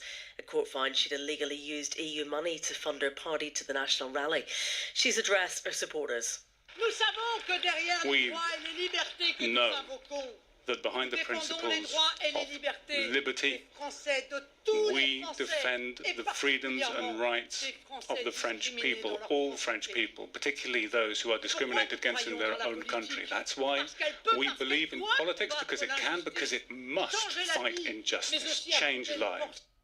And police in Northern Ireland have arrested a 25-year-old man over a large wildfire in County Down. More than 100 firefighters worked through the night to bring the fire in the Moor Mountains under control. On BBC iPlayer. If you're raised in some of the world's toughest neighbourhoods, what lengths will people go to survive? The brutality that we see today, it's shocking. I think it's shocking for everyone. I'm Ashley Kane, extreme ultra athlete and former pro footballer. I'm going to some of the most hostile places on the planet to meet those who have chosen a life of extreme criminality. Do you regret what happened? Honestly, no. I may not condone what they do, but can I at least understand them? Into the Danger Zone with me, Ashley Kane. Watch all episodes on BBC iPlayer. This is 5 Live Sport with Steve Crossman. Listen on BBC Sounds. Welcome back to Old Trafford, 0-0 here at half-time in the Manchester derby. Second half commentary on the way. Already today, Tottenham have beaten Southampton by 3-1. So Southampton suffer the earliest relegation in the Premier League era. Let's hear from manager Ivan Juric speaking to Henry Moran. The inevitable has happened, a hugely disappointing day for the club. We know it, that will happen. Really disappointed. It's a very tough season, very bad season. But on the other way, when I saw our fans after the match, how loved they the team, everything what they give it to us on this match and the other matches, I think that the future can be great because they deserve much more. Have you seen evidence in the last few weeks, and what do you want to see from the final few weeks, of a side that can bounce back? I think last 2 games against Crystal Palace, second half today, we did really good. This has to be this way to play last 7 games. There's a lot of talk about getting the 2 points needed to surpass Derby County's record. Is that being discussed in the dressing room? Yes, we discussed about that. We don't want that happen, that we are worst team in the history of Premier League. It's a goal. We want to win the matches and not be the worst team in the history of Premier League. For you personally, do you see this as a project you want to continue into next season despite the relegation? No, now we will see everything, discuss everything. Now it's important to finish well season. That's Ivan Juric, the head coach of Southampton. I wonder, Southampton fans, would you like to see him back next season? Do you think you will? 08085 909 693. Southampton looking to avoid the least points in the Premier League era. Robbie Savage and Chris Sutton with you for 6:06 when we're done here at Old Trafford. For Tottenham Hotspur, well, it's been a tough week for Ange Postecoglou. Positive end to it, albeit they're still only 13th in the league. Here's the Tottenham manager. I thought first half we were excellent. Really disciplined. Didn't really allow them too many opportunities. I think just one chance, and we looked the threat every time we went forward. You know, we obviously scored twice, but had the one disallowed, and Aaron's pulled off some good saves. So I thought first half we were really good. Second half, not so much. We became way too passive without the ball, and then with the ball, just got too sloppy. Gave the ball away too often, and we should have maintained a better control. But we get the victory in 3 goals and move on now. What did you say to the players in terms of what you were looking for from today's display? I said play our football, and we had to be really disciplined. And today I thought in terms of our organisation, and it's going to be important going into Thursday. And for the 52 minutes of the first half, I thought we were. It's about now making sure we do that for the whole tie. VAR, what were your views on the delay, 5 minutes in that first half? I think everyone loves it, so what am I to talk, mate? But if you had told me years ago that we'd be spending 5 or 6 or 7 minutes standing around at a football game, I wouldn't have believed you, but everyone loves it, so it is what it is. I'm going to put that down as sarcasm from the Tottenham manager Ange Postecoglou there speaking to Henry Moran. No doubt about the performance of the day so far. Fulham beat the Premier League leaders Liverpool by 3-2. Great game at Craven Cottage. It means that Fulham are up to 8th in the Premier League. That would mean you would think European football come the end of the season, which I imagine is what they're going for. Here's their manager Marco Silva with George Cummins. You beat Liverpool here, going to go on and be Premier League champions. Everyone says they've been the best team this season. You've drawn with Arsenal here. I mean, you're up to 8th. It must show on your day you can mix it with anyone. That must give you so much confidence because European places are up for grabs. No, when you are, and the players they know it, I told them again, when you are in our or close our best level, you are really difficult to play against. We have our qualities, we have our strengths. We are humble enough to understand some of our weakness as well, but we are really to enjoy and to take the task and to embrace it, no problems for us. And we did it again. We knew that they haven't lost one away game this season as well in Premier League, and we were able to break it for us.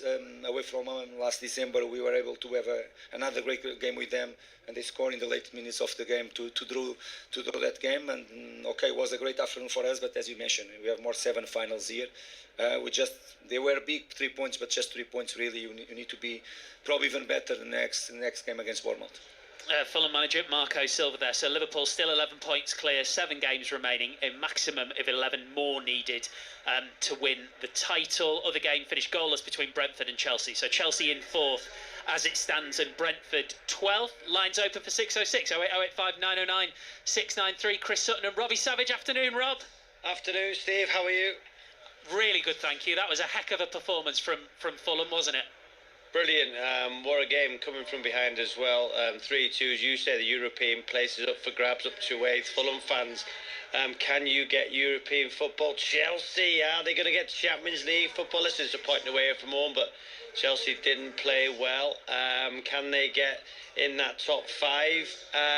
Spurs bouncing back. Chris Sutton, his Tottenham side, never mind Forest, his Tottenham side bouncing back to win 3-1. A good response from his Ange's side. I'm watching this game as well.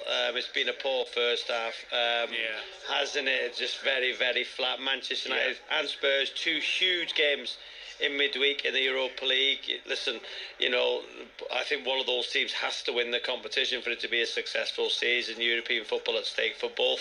And Celtic not beating St Johnstone. Chris was on about Rangers last night. Oh, Celtic. You know, they're still going to win the league, aren't they? But drop points there against St Johnstone. Lots to talk about, Steve. 08285 909 693. Quick one for you, Robbie. Just on Southampton being relegated today. Oh, I forgot about them. Earliest relegation. You heard Ivan Juric there talking about, you know, we want to make sure that we beat the Derby points total, all that kind of thing. Because you were part of that, you can speak to how it must feel for Southampton right now. And I also wonder, with you having been part of that, whether that's something you think about. Is it something that has gone out of your mind relatively quickly, or all these years later, is it still a part of your career that you sort of wish you could get rid of, which is what would happen in a way if Southampton were to not beat the record? Yeah, no, it doesn't bother me at all. Listen, what I like is that every time a picture of that stat comes up, the BBC use a picture of me, which is very refreshing. Well, it's because you're the most notable member, Robbie. Well, that's what it must be, because I'm the most famous, must be, Steve. There you go. So listen, of course it hurts, you know, at the time, but listen, no, I wouldn't, you wouldn't change, of course. Listen, of course you'd change it, but I wouldn't take back my time at Derby, you know, for nothing. I had a great time now. Listen, I went there in the January. They had 7 points, so at least I accumulated 4 points as captain. But listen, we weren't good enough, and of course, to go down as the worst ever Premier League side, you know, it's in the record books. Listen, I hope Southampton stick on 10 and beat that record. I seen the Derby fans talking about it as well, you know. I saw that, BBC today. You know, it was humiliating. You know, it's only to get 1 win in a season. We just weren't good enough, and what we did in the January is the club gambled, brought in loads of players, including myself, on lucrative salaries. And let's be fair, Steve, I'll be honest with you. You know, when I left Blackburn, one of the reasons I went there at my age was for a lucrative salary. You know, to try and look after me and my family. Of course, we wanted to try and stay in the Premier League, but it was a gamble that never paid off, and we just weren't good enough collectively. And there's nobody to blame other than ourselves, because we were the ones who crossed the white line. But Derby went for it, didn't pay off, and I really hope Southampton stay on 10 points. Thank you very much, Robbie. 08085 909 693. Very interesting indeed. We've got loads going on other live sport today as well. Kevin Howells is watching the County Championship. Yes, I am, and the reigning champions, with a few problems here. 433 to avoid the follow-on on this late on the third afternoon. Some turn and variable bounce now making batting more difficult than the first 2 days against Essex. So Surrey are now 359 for 9. Critical innings from Ben Folkes, and 85 not out, but lots of work to do. Elsewhere in Division 1, Hampshire have beaten Johnny Bairstow's Yorkshire by 5 wickets, despite a century for Adam Lyth. 2 results in the second division, wins for Kent over Northants, and Derbyshire at home to Gloucestershire. And let's get the latest from Toulouse Sale in the Champions Cup. Adam Whitty. Final 30 seconds here. Toulouse cruising into the quarter-finals. They've scored 28 unanswered points in the second half and lead Sale 38-15. Replacement hooker Guillaume Cramon, the latest scorer, underneath the post. He ran over. We are into the final few seconds. Toulouse with the ball. Sale's valiant effort seen off by the defending champions. Toulouse 38, Sale 15. 80 minutes gone. One other story, Alessia Russo has returned to Arsenal for further assessment after picking up an injury during England's 5-0 win against Belgium. Michelle Adjuman from the under-19s has been called up to replace her for her first senior call-up. Ball on the centre spot here at Old Trafford. Second half of the Manchester derby with Leon Osman and John Murray. Yes, thank you, Steve. Let's hope it's a bit better in the second half.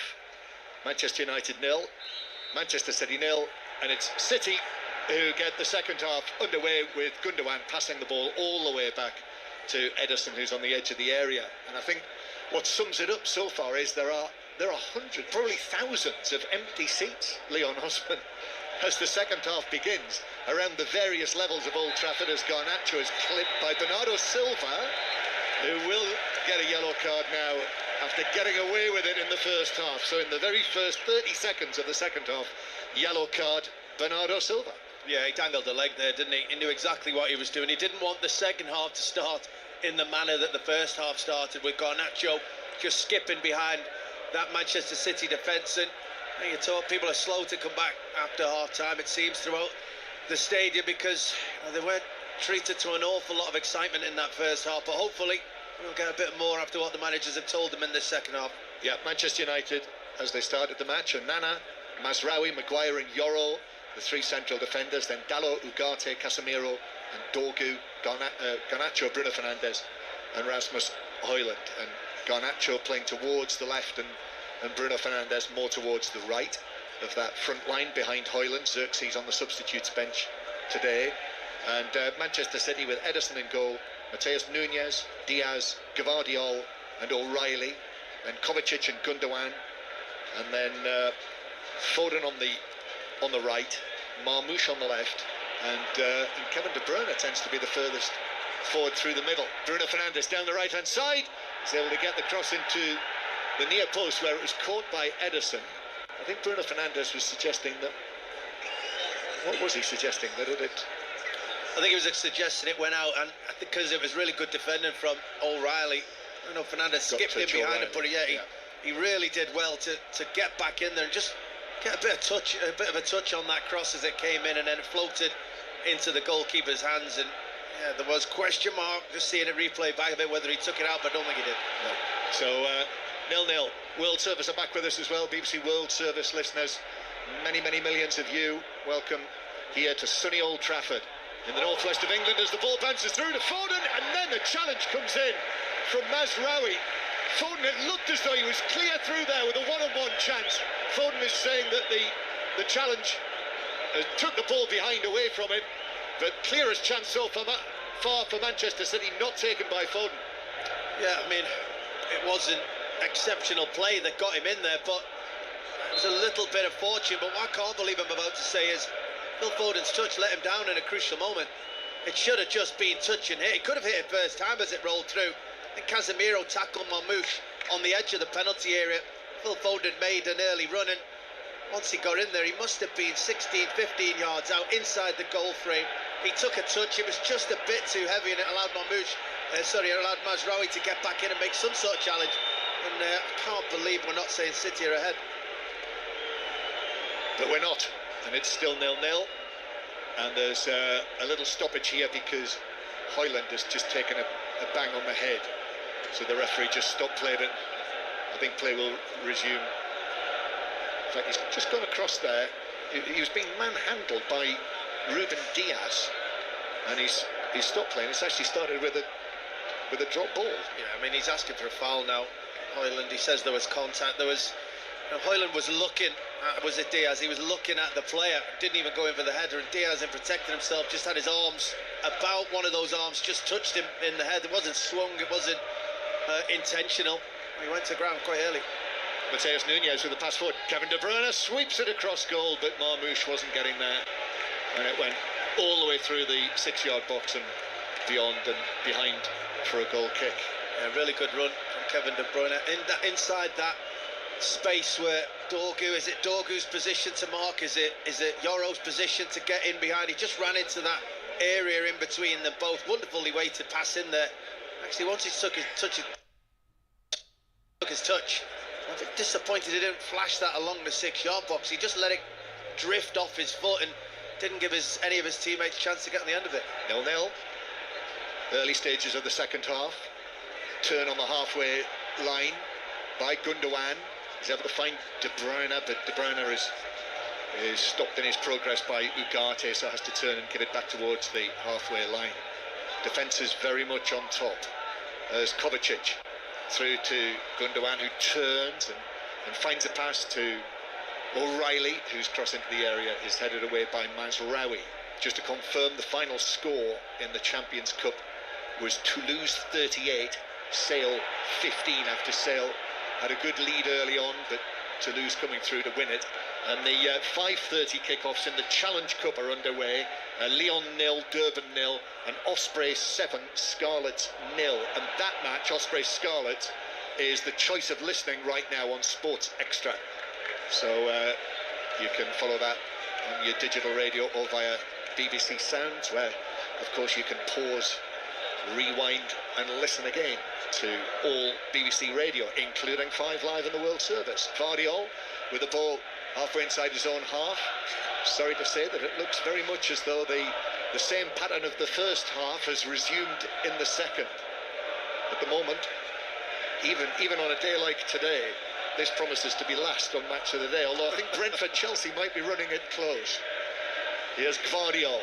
City actually going backwards. At least the Manchester City supporters are making some noise to our right. Manchester City, they've got the FA Cup semi-finals to look forward to. Manchester United might have a European final, although they're a little way off that just yet. Quarter-final against Lyon on Thursday. Here's Dalot now as Manchester United win it back, but he runs into Kovacic, and Manchester City through O'Reilly are able to put it out for him. In fact, it's kept in on the far side as Manchester United attack towards the Stretford end. Angle back to Casemiro. Littleton from him back to Ugarte. Then all the way across to Dorgu. Dorgu's left-footed ball right across the penalty area. A stretch. Highland couldn't get there. Diaz got there with his header, but was fouled. Diaz as he challenged by Highland, and it's a free kick to Manchester City. Yeah, that's maybe how we're going to get the first goal in this game. A mistake. Someone just taking a touch or trying to play a pass in a poor area, and it was Gundogan did the hard work, give the ball away, sloppy area there. Manchester United just trying to create something, trying to find a moment to get a shot away. Ended up with a cross that Casemiro couldn't quite get on target, foul by Hoyland, and that was a little bit more exciting, John, but certainly still no effort on goal. No, 0-0. Here is Foden, who had that chance early in the second half, driving forward, chest puffed out, gives it to De Bruyne, cuts in field, left foot shot, but all on the ground to Onana, who can just go down to his left. But counts as another attempt on goal, I suppose, for City, but just not clicking. You know, I can imagine, can't you, Kevin De Bruyne today, after the announcement on Friday, if there's one thing you would love to have done, would be to, you would think, play a starring role here today in his last Manchester derby. But for him, like the rest of the match, as I say, not clicking. And Hoyland now is fouled in the centre circle. Free kick, Manchester United. Yeah, just like with everything, you know, just not connecting properly with the ball. A scuff shot, a poor touch, a miscommunication between a teammate, and you know, it's made it so we've not seen many good efforts at goal, John. That's for sure. No. Should tell the listeners that Leon Osman disappeared downstairs at half-time, and just before the resumption appeared.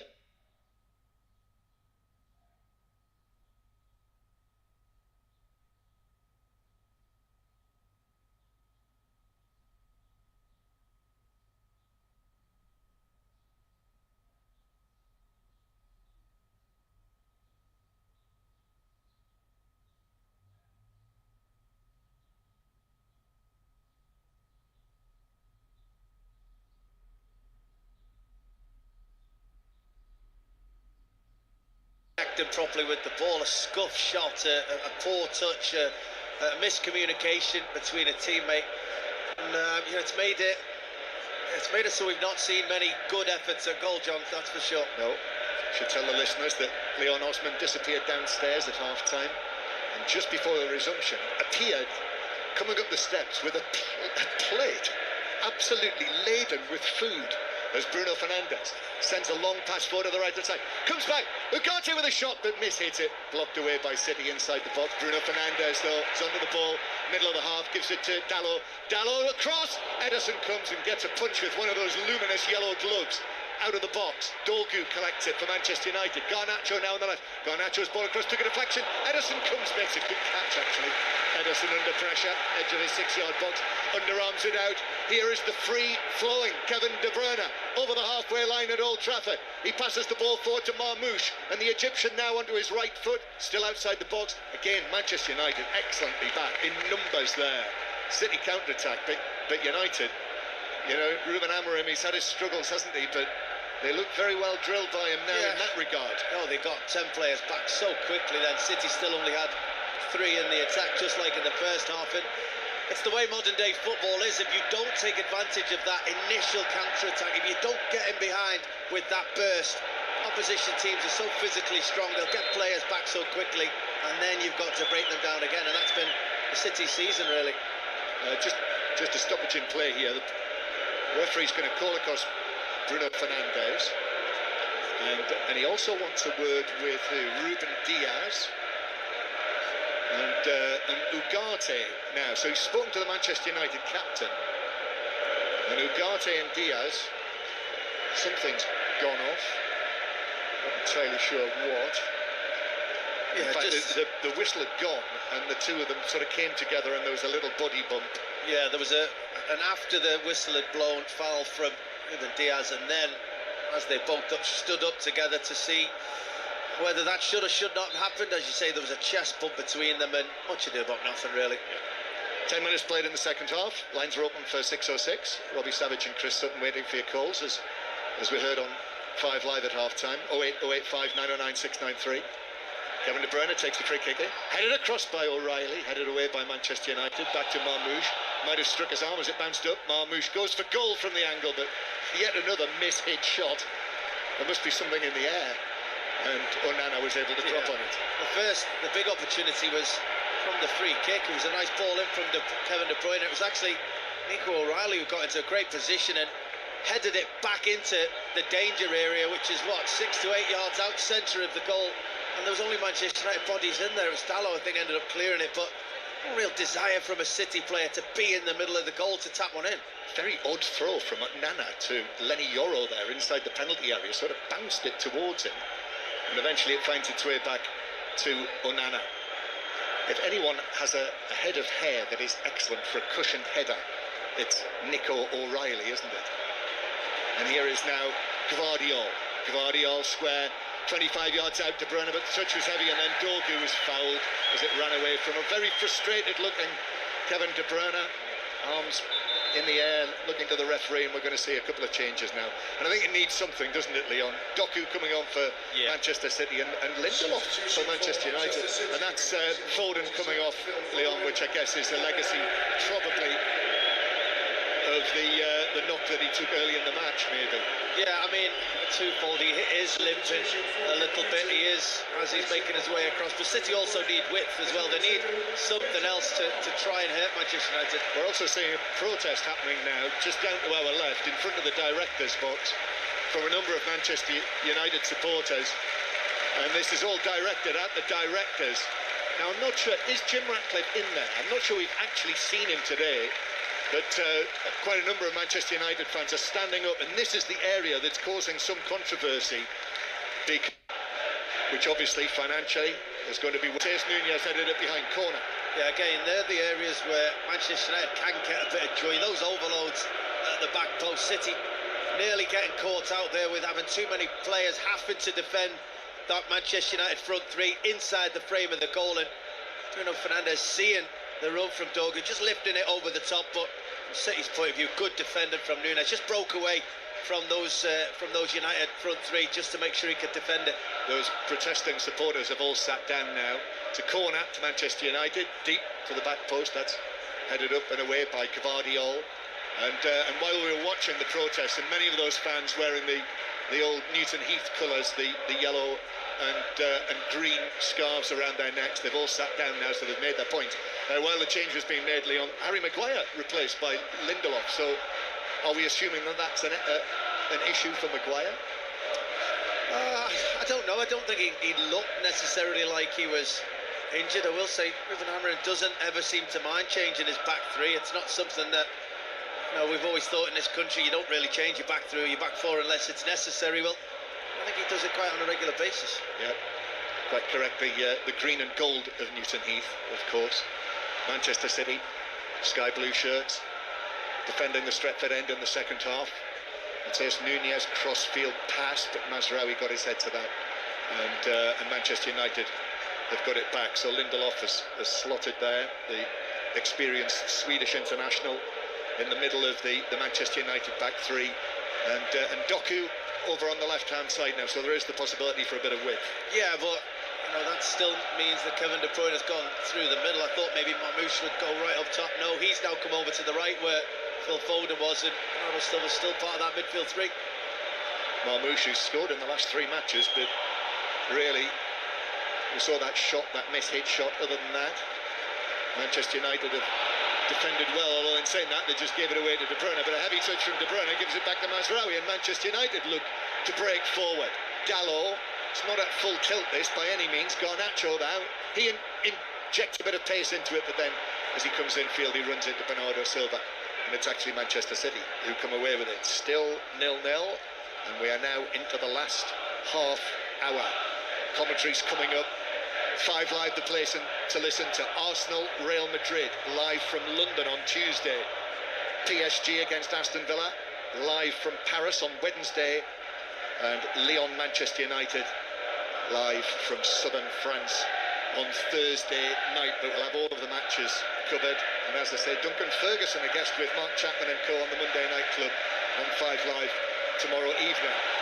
O'Reilly is dispossessed. Garnacho takes it away for Manchester United, plays it infield. Bruno Fernandes has a look over his shoulder. He's got some space. He gives it to Dogu. Dogu's low ball across, blocked by a diving defender. They're suggesting that Diaz, when he fell on it, caught it with his arm, but referee Brooks not interested.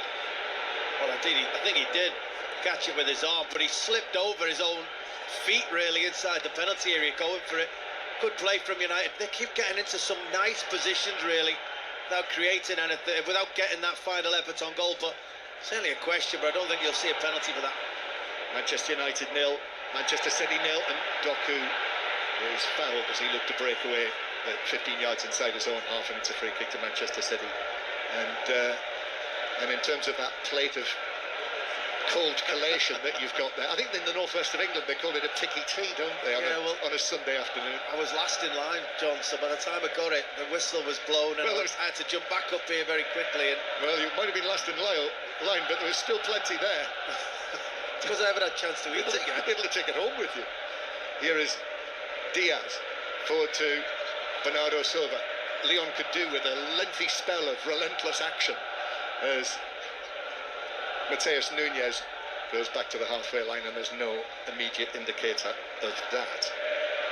Manchester City mentioned the fact that they've lost 9 in the Premier League this season. Manchester United 13 defeats in the league so far this season, 7 of them coming here at Old Trafford. Defending well here though, but Lindelof in on committing a foul, and this is a dangerous position. This one, caught Marmoush. It was a foul, and it's a free kick. Yeah, an unnecessary one as well. City, just as they do, biding the time, looking for passes, and just that passing lane opened up into their striker's feet. Marmoush, and as it's coming in, he's just protected the ball, and Lindelof showed no respect for it. Just kicked right through him, giving a free kick away inside the width of the D, probably 8 yards outside the penalty area. And this might be what we need today. We might need something from a set piece, something special from a dead ball situation, because we've not seen an awful lot from open play. No. Kevin De Bruyne, obviously, although he's like almost everyone else, he's not had the best of afternoons here. They're going to do well. It'll be a defender, if it stays like this, it'll be a defender who wins the Man of the Match award, I would imagine. And the ref will be in contention the way today's gone. So it's a free kick. Marmoush, it looks like it might be him, but Kevin De Bruyne is having a look at it right from behind the line as well. The shadows have reached the midway point of the Manchester United half, so long shadows being cast by the players standing in shadow. And it's Marmoush who comes out right-footed, and Onana. It was close enough to him, diving to his left. It's what they used to call a photographer's save, that one, wasn't it? Yeah, that's left the ground, palmed it away. That's how it seemed. It's a good free kick. It's enough time to get it up and down over the wall with that right foot from Marmoush. But yeah, it wasn't in the top corner. He got both hands to it. I think 30 years ago, that would have been caught and brought down and attack over. To his credit, the sun was in his eyes, so probably didn't want to take chances in that sense, but yeah, an easy save to make. Yeah. 50 years, it would have been caught by bare hands. Yeah. Here's Kovacic. Then to Bernardo Silva, just forward of the centre circle. Lines open for 606 08 085 909 693, or you can get in touch, hashtag BBC 606. Text 85058. During 606 as well, we'll keep an eye to see if there is a substantial sit-in protest inside Old Trafford from the protesting Manchester United supporters. And of course we'll have the live interviews as well. Listen out for those during the course of 606. As Doku now involved in the action for the first time to Gundogan. Gundogan turning, and then an excellent challenge by Ugarte, but then the pass forward actually hit a Manchester City player but bounced kindly for Casemiro. And Lenny Yoro with that long lank hair behind him carrying the ball forward. Højlund, left-footed ball, hit by Højlund beyond Garnacho and out of place for a throw into Manchester City halfway inside their own half, and Diaz is able to take the ball down and play it back into the 6-yard box to Ederson. Passes it very casually out, so assured on the ball, the Manchester City goalkeeper. Then it finds its way forward to Doku, who holds off Mazraoui, who was fouling him, and the free kick is eventually given. It was 6 of one, half a dozen of the other, until I think probably that last challenge from Mazraoui. Free kick City. I think he's actually got lucky there, Mazraoui. I think Doku was just trying to hold him off and turn him. He's grabbed hold of him, and had he not re-grabbed him there, City had a break on 3v2, 4v3 maybe, with players joining. Kevin De Bruyne making a great run in behind, so it's actually a really good foul, and he's done well to get away with that yellow. Yep. 0-0. Manchester City also have Jack Grealish on the substitutes bench today after he scored that early goal and dedicated it to the memory of his brother on Wednesday night, who died 25 years ago. Also Savinho, James McAtee as well, in terms of the forward players that Manchester City have got, but of course no Haaland. Here's Doku. Doku cuts in field, and 2 United players with him. A little tug on him from Dalot, and that's a yellow card. He's just threatening to wriggle away there, and just a tug back, I'm guessing, on the shirt. Yeah, pull back him. He's actually caused Manchester United some problems already, although he's not really gotten away from anyone yet. Jeremy Doku, it's something different. It's something they've not had to worry about so far, because everything's been a pass and a move, and touches have been poor, passes have been poor, but Doku's just picked the ball up and said, I'm going to run with this, and yeah, it's troubled United a little bit. Free kick to Manchester City. Still 0-0 here at sunny Old Trafford. Manchester City now have Aston Villa right behind them in the league table, only on goal difference in 6th. 1 point behind Newcastle. In comes the free kick from De Bruyne. The touch was off a Manchester United head. Ruben Diaz walked away there very confident that that was a corner, and referee Brooks agrees. Was he right? It's tough to tell, as it was flashing in there. Lindelof was close to it, Ruben Diaz was close to it, as you said. There was no real complaints from anyone in a Manchester United shirt, so I'd always... And it is a free kick to Manchester United inside their own box, but the effort from Marmoush. Wow, I mean, it was up because as Marmoush hit his shot, O'Reilly was offside when once Onana made the save and the ball ricocheted back his way, but Marmoush's goal gone anywhere except straight at Onana. And that's a goal. He hit it on the sidewinder volley. The ball's, he's reaching for it, coming away. He couldn't have struck it any better. There was no variation on the ball. There was no slice that may have took it away from the goalkeeper and drifted it towards the top corner. He was all of 25 yards out there. It was a wonderful strike, and not very in keeping with the game so far, John, but hoping we have more of it. Well, I have mentioned the number of mishit shots. That wasn't one of them. That was beautifully, cleanly struck by Marmoush as Manchester United win a free kick. And I think the home supporters are suggesting that that might be worth a yellow card for O'Reilly, actually. And I think they've probably got a point as well, because he would have been away, Dalot, down the right. Yeah, that's the thing. The moment the referee gives out his first yellow card, I think everybody starts to compare tackles and ask the same situation. I didn't think it was a... You cursed him, Leon. Yeah, you cursed the referee when you said he was in contention. Yeah, well, I'm going to the assistants now. Free kick. Bruno Fernandes out on the right for Manchester United. That doesn't beat the first defender, who was Gundogan. Comes back to the Manchester United captain. Bruno Fernandes slips the ball down the line. Casemiro on the right wing. His cross into the near post. Ugarte with a shot. Oh, was it deflected wide or did it go cleanly wide? I think cleanly wide. It's a goal kick. He hit that well, Ugarte. Yeah, and it was a similar technique. Sidewind and volley ball, just reaching for it slightly. Probably a little bit closer to goal than the one from Marmoush moments ago. And he just can't get his foot around it. He's actually just a yard outside, maybe 2 yards outside the width of the frame, and he never gets the ball back inside it to maybe make Ederson be even worried. Ederson never seemed troubled about it. Never made a dive, never got over there, or never within a goal frame to trouble him. No, it's worth making a note of that, certainly. And that's the last thing he's done, Ugarte, before he was withdrawn, substituted, Ugarte and Highlig.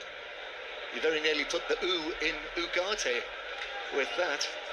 So Mount and Xerxes have come on. Mason Mount still feeling his way back from the latest injury that he had, which, if you remember, was actually in the match at Manchester City in December. And he's come on now as a substitute in the last couple of matches. Remember, we were very frustrated for him, weren't we? As you know, he'd worked his way back into the team, was doing okay in the game, and you could see the way his teammates were upset about his injury that day, that he's a big part of this squad. Yeah, this is only his 15th appearance of the season. Manchester United 0, Manchester City 0. So Ruben Amorim has made 3 changes so far. Pep Guardiola just the 1 change, although there's another one coming up. It's Jack Grealish who's coming on, and he's being ushered forward, and they're walking up that quite steep slope there is on the side of the pitch at Old Trafford. You and I walked up it a little earlier today, didn't we? Here's Garnacho. Garnacho takes it on down the left. He's got Bruno Fernandes to his left. Manchester City men pouring back with them. Still Garnacho receives it back, goes for the byline as the challenge comes in on him from Mateus Nunes, and it's a good one. It gets a low 5 from Diaz, and the cross ends up in the gloves of Ederson, who was able to lean forward and pick it up. Yeah, because he never gave up. He was done in the earlier part of the attack, was Mateus Nunes, but he turned, he ran back, he sprinted, he made sure he was there if he was needed from his teammates. And as Garnacho just thought he'd skipped away, he came from nowhere. Mateus Nunes on the blind side of Garnacho just to put that challenge in, and the attack went nowhere. 5 Live and the World Service from the BBC. Manchester City with the ball just in front of their penalty area. It's going to be a double change, actually. Rico Lewis is going to come on as well. At the moment, Pep Guardiola is just leaning into Jack Grealish, a hand on his shoulder with 1 or 2 instructions as Manchester City come forward. Oh, Mateus Nunes takes his eye off the ball, and it rolls out of play after De Bruyne passed it back to him. An unforced error, and City are going to take off Nico O'Reilly and Ilkay Gundogan. So on comes Rico Lewis. The now 20-year-old Rico Lewis is also receiving some final instructions, and Jack Grealish, as I say, having scored his first Premier League goal since the December of 2023 against Leicester on Wednesday night. Jack Grealish comes on. Be interesting to see where he plays in here then, won't it? Yeah, I actually thought that might mean that he goes on one side of the field, Doku on the other, Marmoush through the middle, but he's actually gone quite deep at the moment, so be one for us to keep an eye on.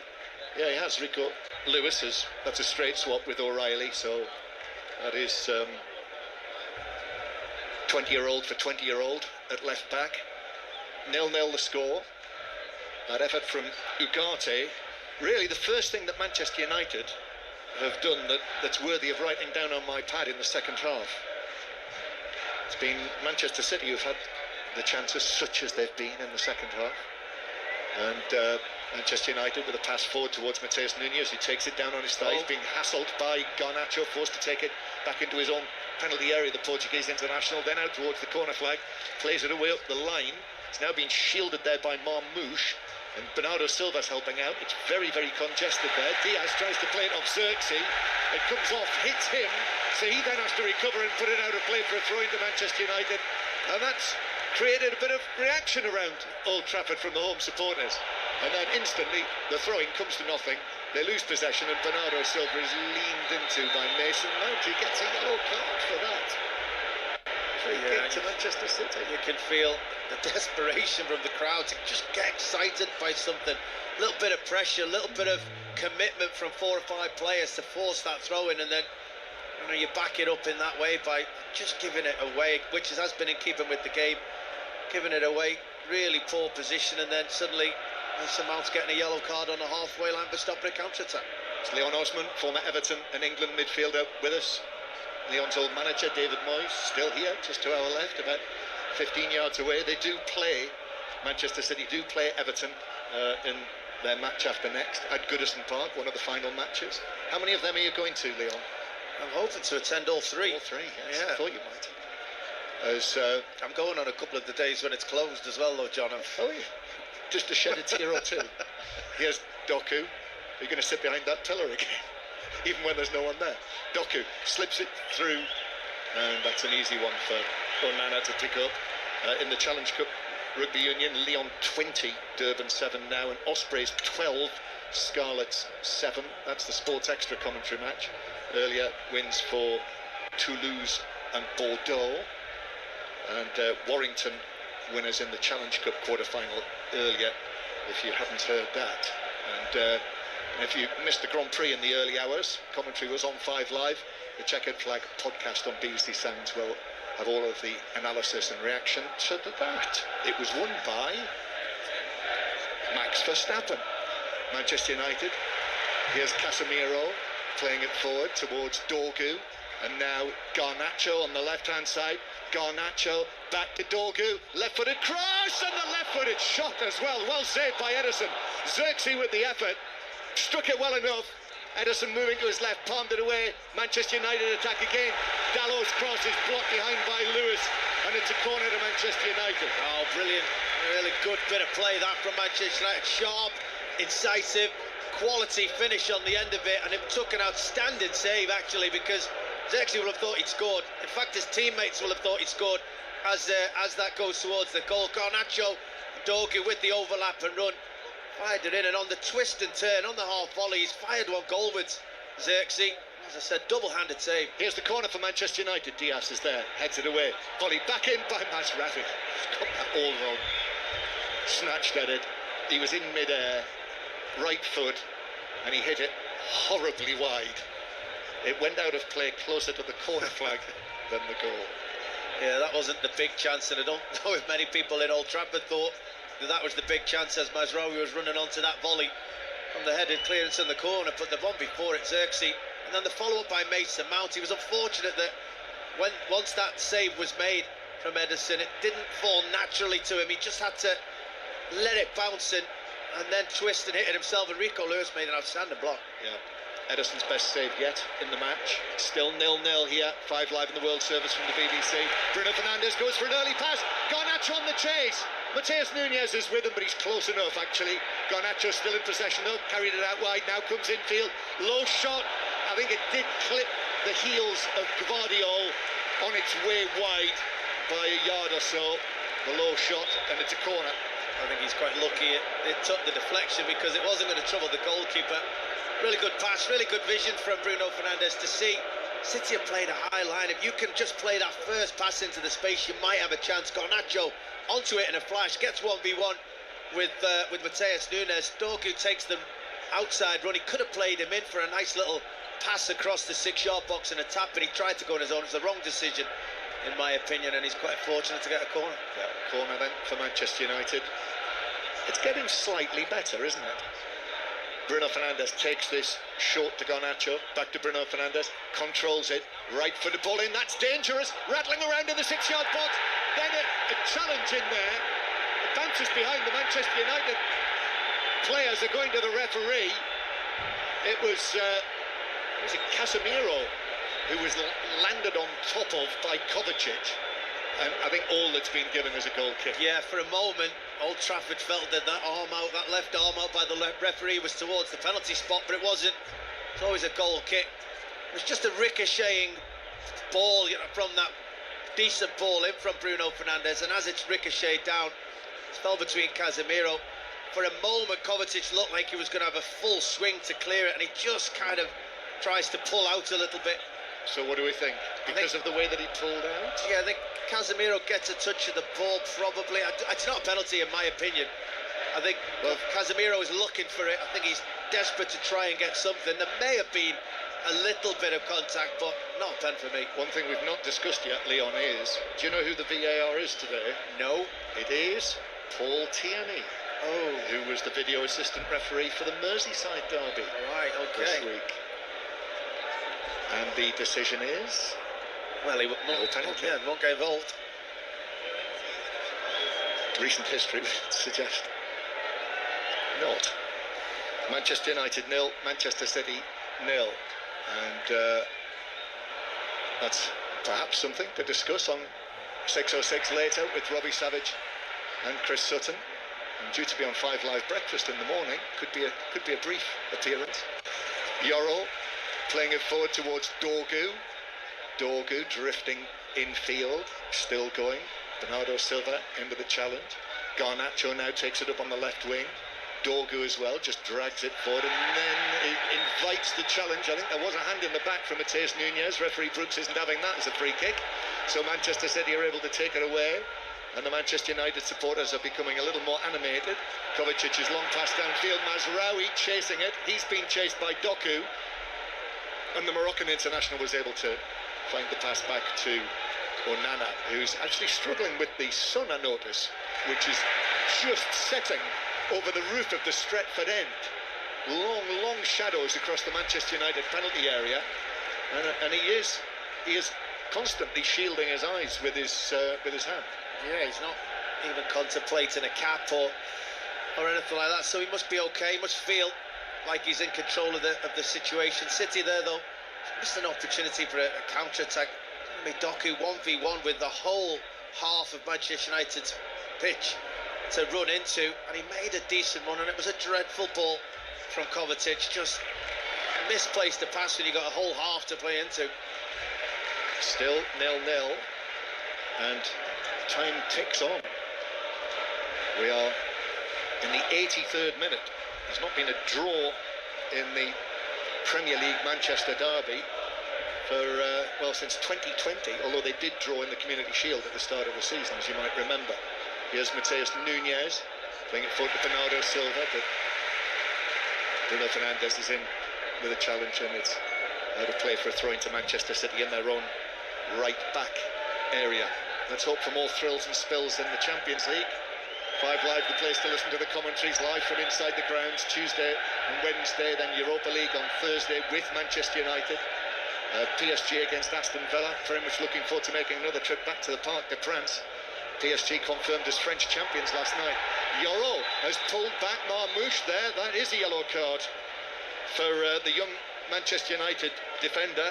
That's one that you can't argue with. Pulling back Marmouche as he was breaking into the United half. No, and in the 83rd minute, that's one that you take. I mean, it just as the ball just bounced before him, came up, hit him in the hip, and he couldn't react quickly enough, and Marmouche just nicked it off and was about to skip in behind it, probably 15 yards, 20 yards outside the penalty area, on the wide area. Can't let him get away and brought him down. 0-0, taking the free kick short, Manchester City. And then Xerxes wins it back from a sleeping Bernardo Silva, but he's got sky blue shirts all around him. However, Xerxes done well to find Garnacho, but the pass lacked a bit of pace, and therefore the recovering Mateus Nunes was able to step in and take it away from Garnacho. And as soon as Manchester United thought they had a sniff And it was gone, and Rico Lewis, though, an enforced error from him, passing the ball out of play for a Manchester United throw down the right. Might well be that one goal now would be enough to win this. 0-0. Ruben Amorim standing down there. He's overseen 2 wins against Manchester City already this season. This is his first Manchester derby at Old Trafford. He was a winner, if you remember, in the Champions League with Sporting. Here's Dorgu now on the left with his cross, headed away by Gvardiol. Casemiro got up, headed it back. Manchester United back in possession. The hunched Swede Lindelof runs his fingers through his hair as he passes the ball to Mazraoui, and then Lindelof, the substitute, gets it again, plays it to his left to Mazraoui, and now Dorgu wanders down the left, no great pace, passes it infield to the bearded Bruno Fernandes. Now Mazraoui's pass to the edge of the area. Grealish is able to take up possession after there's been a foul in there on Rico Lewis and a free kick to Manchester City. And we're into the last 5 minutes, Leon Osman. Yeah, you're saying one goal might be enough to win it. It doesn't look like either team's going to get it, and I don't know if either team's really showing enough desire to go and get it at this moment either. I think I'm more worried about what they may give up. There's, the full-backs and the wing-backs are being a little bit more safe. They're playing from behind the ball a little bit now because, as you say, one moment now will win this game. Manchester City in possession, and it is Jack Grealish. And Grealish turns and sets off on a run, and then he's tackled from behind by Casemiro, but he whipped the ball away, the experienced Brazilian, and then he's in for another good tackle, actually, on Rico Lewis, and the long pass. Ederson comes, but Garnacho chasing. But Bernardo Silva was the Manchester City player who was back there with Garnacho to snuff out the danger. Yeah, I mean, when that ball was just played in behind, you didn't expect it to be a one-on-one situation between Bernardo Silva and Garnacho, but that's what Manchester City are prepared to sort of lead. That's where Bernardo Silva kind of playing at the moment. So that might have been a foul by Mazraoui on Grealish, but the referee decided not. Casemiro plays the ball back to Lindelof. Short pass to Bruno Fernandes, and then back to Mazraoui, who just chips it wide of Doku. Dalot forward for Mason Mount on the run. Early cross. Xerxes with a touch. Right foot shot. But blocked by Diaz, who went with him and made sure he was in the line of the shot and blocked it out for a throw down the right. And suddenly Old Trafford is as loud as it's been all afternoon. Yeah, good play. Two substitutes involved in that. Mason Mount showed good energy, making a good run into a hole. Hope his face down that Manchester City left-sided area. Found Xerxes. Felt Diaz was in control of that. I didn't think he did enough to move the ball to get a shot at Ederson. City defended it well. Dalot's winding himself up for a long throw. Everyone's retreated into the penalty area. Actually takes it short. And nearly let go of it, actually. Nearly lost it. Takes the throw short to Mazraoui. Then Bruno Fernandes swirls one in, and that needed a good defensive header from Gvardiol, which it got. And there's a high five between the two Manchester City central defenders, Diaz and Gvardiol, and you can see there Diaz really commanding his penalty area there. No, it was actually Gvardiol, because Diaz he was marking Casemiro, and Casemiro just got the right side of him to get on the end of that, and he was desperately trying to swing a leg at it, Diaz, but thankfully for him, his centre-half partner just stretched out his neck muscles and just managed to edge that over the top of his crossbar. Yeah, Gvardiol with the header, but Diaz directing operations. Here's the corner in to the near post, which is headed away. Then the shot from Dorgu, but he sliced it well wide from the edge of the area with a crowd of players in front of him.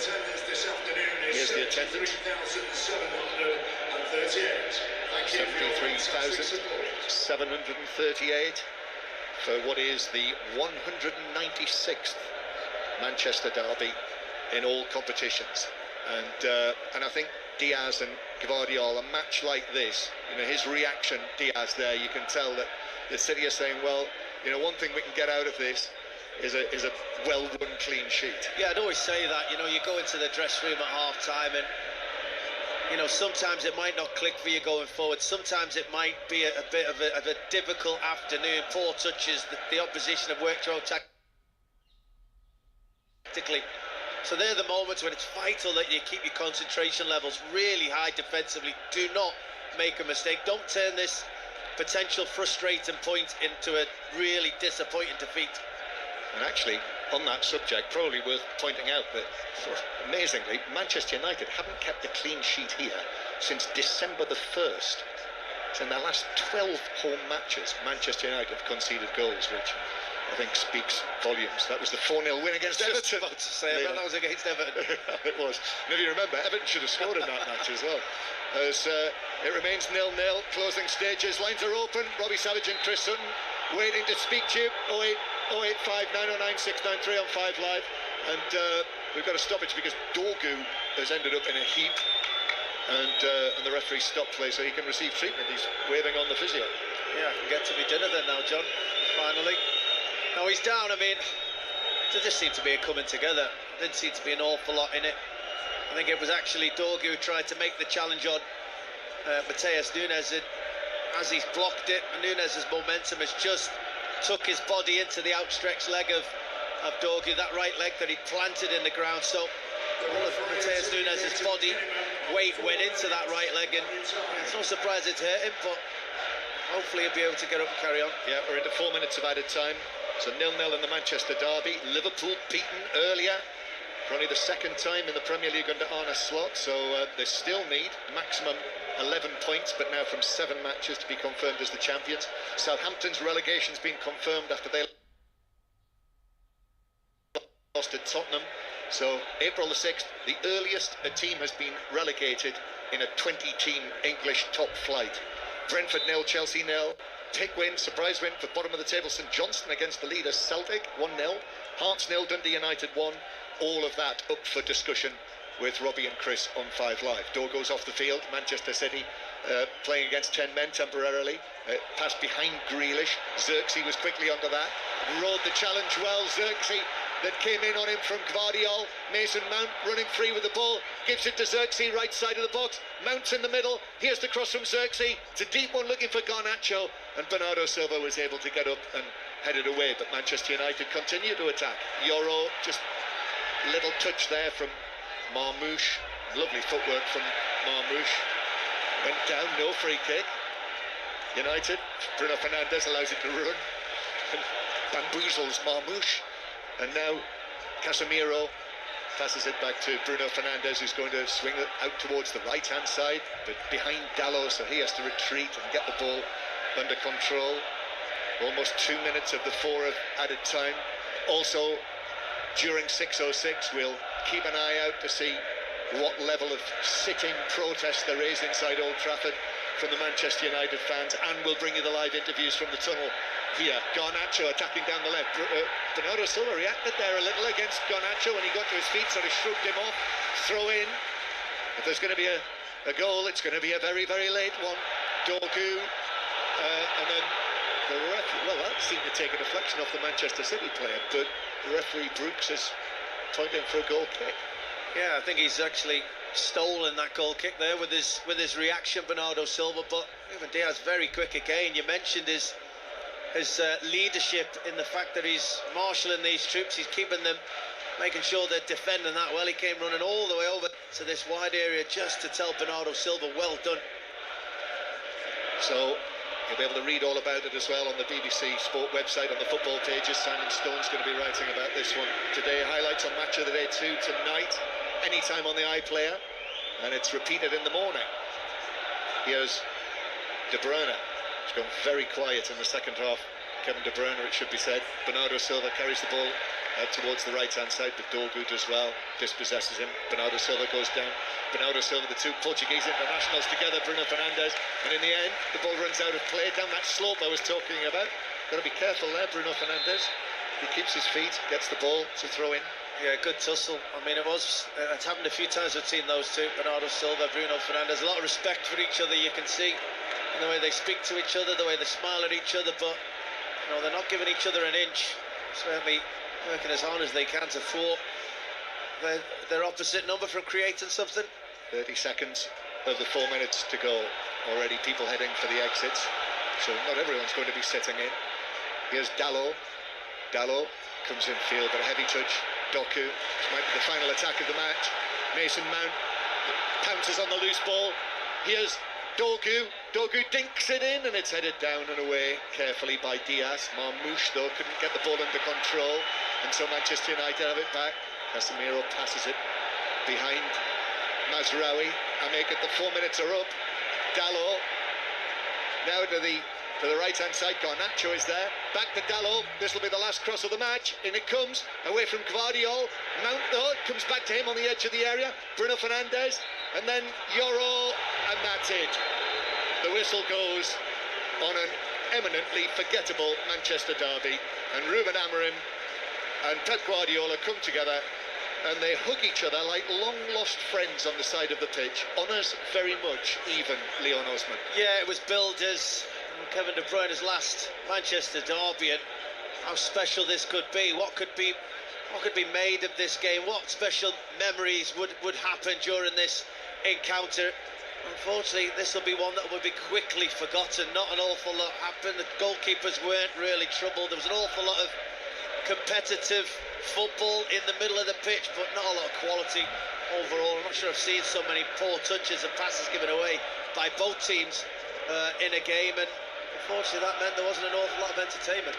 Yeah, I think the teams around Manchester City will be happy enough, won't they? Nottingham Forest remain 5 points above Manchester City in the table, and Aston Villa and Newcastle in touch. Newcastle play Leicester tomorrow night.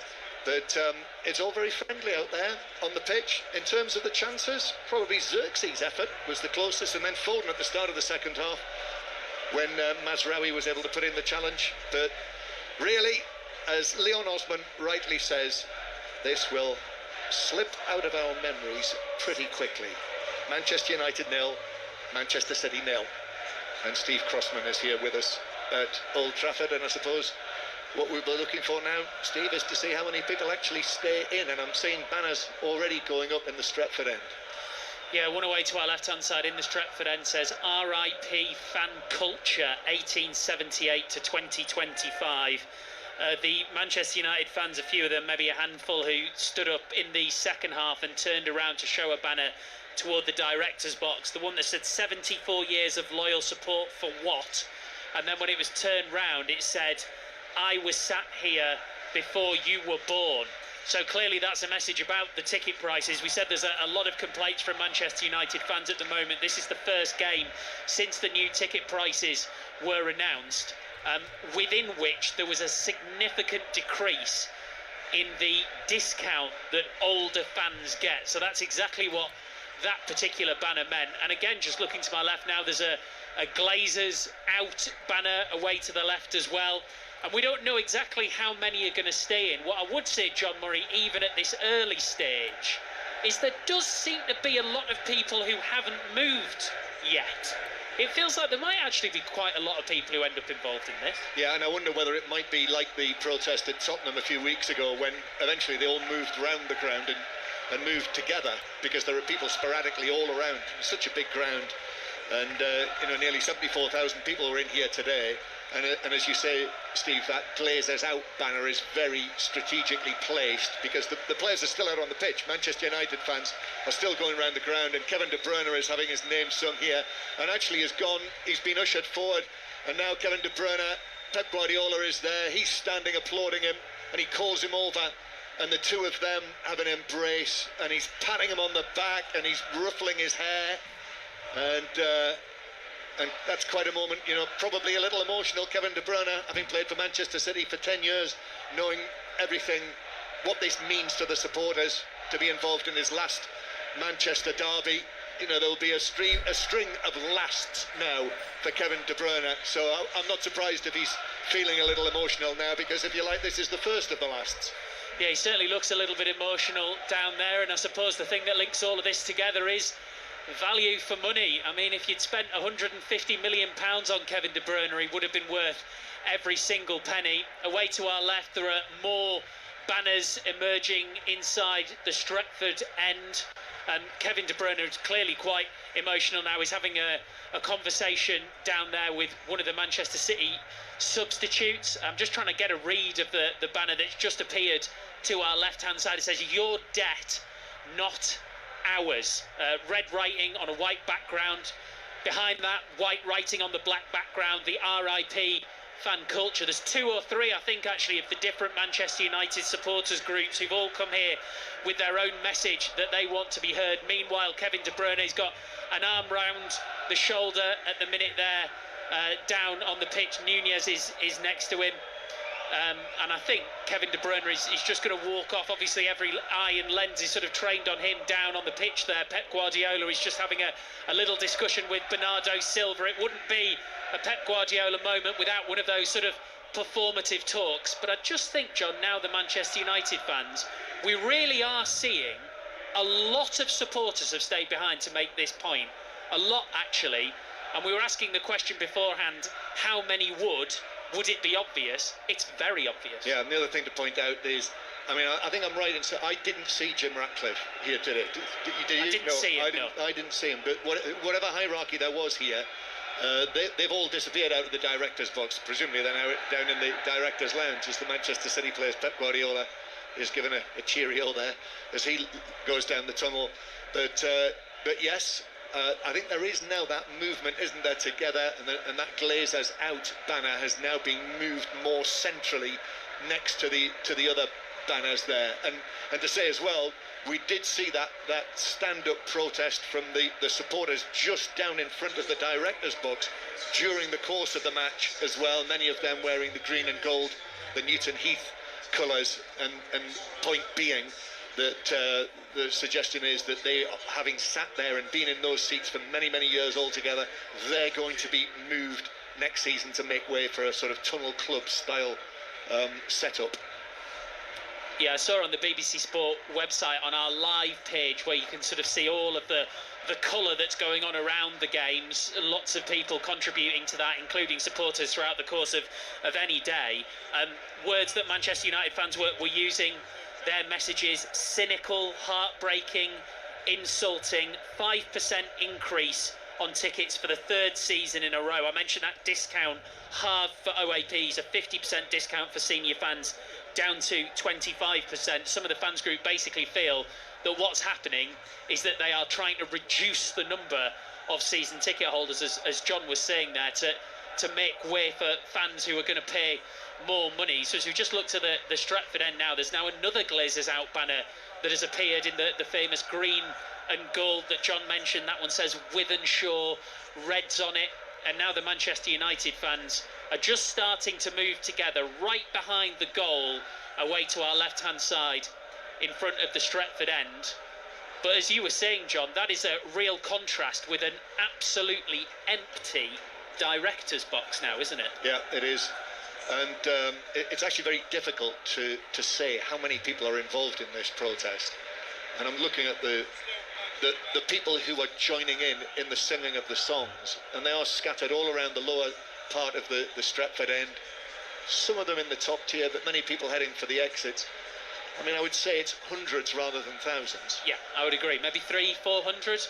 Looking at it right now, and as you say, it's quite difficult to say exactly because there are those who are chanting and there are those who are standing there. But you have to say this is a really significant protest because of all of the fans that have come, and also they're really showing a message. Another banner has just gone up as well. I can see it says history, dignity, integrity. You've stole it all is the banner that's just come up in front of the Stretford end there. So, well, a couple actually of the members. There's another one here as well, Steve, to our right. There's also a banner being put up in the lower part of the east stand, so it's not just the Stretford end. And that one, it's a big white bed sheet, and it says protect fan culture, my seat, your debt. Well, that is very much a consistent message from the Manchester United fans here this afternoon. 08085 909 693. Are you a Manchester United fan?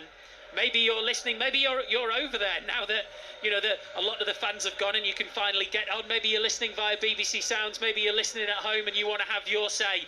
Manchester United supporters. 08085 909 693 is the number to call. 606 is on the way with Robbie Savage and Chris Sutton. Leon, John, thank you both very much. Thank you, Leon. You can get back to your picky tea. That is the saddest looking pie and chips I've ever seen. I just didn't get a chance to eat it, did I? It's just time got away from me, and because it was such an exciting game, wasn't it? Yeah. We're all on the edge of our seats. Right, well, I'm sure we'll have more on the protest here. John is still here inside Old Trafford. Robbie and Chris with you, the other side of the news on 5 Live with Lisa McCormick. The voice of the UK. This is BBC Radio 5 Live. Thanks, Steve. The Conservative leader Kemi Badenoch is facing criticism for saying she respects Israel's decision to deport 2 Labour MPs who were visiting the country as part of a parliamentary delegation from the UK. The Foreign Secretary, David Lammy, has described her comments as disgraceful and says Israel's treatment of the MPs is unacceptable. Police have named 2 people who died in a fire at a caravan park near Skegness yesterday. They were 48-year-old Lee Baker and his 10-year-old daughter Esme from the Nottingham area. Marine Le Pen has told a rally of her supporters in Paris that her embezzlement conviction was a political decision and not a legal one. 6 days ago, the French far-right leader was barred for running for office for the next 5 years, stopping her from standing in the 2027 presidential election. And police in Sheffield are looking for an XL bully dog which escaped after it became aggressive with armed officers in the Hillfoot area on Thursday. Anyone who sees the dog has been told to call 999. Previously at the Masters. Scheffler tastes Masters success for the second time. He punches the air. Who will wear the coveted green jacket? Global sport has a new superstar. Everyone standing, roaring around the 18th green. The Masters 2025, live from Augusta National. So many magical moments at this most magical of majors. Thursday from 8 p.m. On 5 Sports Extra. Listen on BBC Sounds. Are you ready to have your say? In the UK's biggest football debate, your teams, your views. Get ready. This is 606 with Chris Sutton and Robbie Savage on 5 Live. Welcome to 606. Chris and I are here until 8 p.m. taking your calls. Manchester United and Man City fans, the number to call is 08285 909 693. And that's it. The whistle goes on an eminently forgettable Manchester derby. And Ruben Amorim and Pep Guardiola come together and they hug each other like long-lost friends on the side of the pitch. Honours very much even. Was this the most pointless Manchester derby in years, Christopher? Maybe so. I think it was one of the dullest Manchester derbies I've seen, Rob. It tells you where both clubs are at this moment in time. Both clubs, a lot of work to do in the summer. So let's hear from Manchester United and Manchester City fans. What do you need to really kick you on next season? The number to call is 08285 909 693. Earlier, the leaders Liverpool finally faltered against Fulham. Sessegnon with the level up for Fulham. Iwobi inside the area. Got a load of red shirts in front of him. Goes for goal. Fulham have turned it around. What a touch by Muniz to get the wrong side of Van Dijk. Oh, it's free. This is BBC Radio 5 Live. Call free 08085 909 693. Text 85058. Text will be charged at your standard message rate.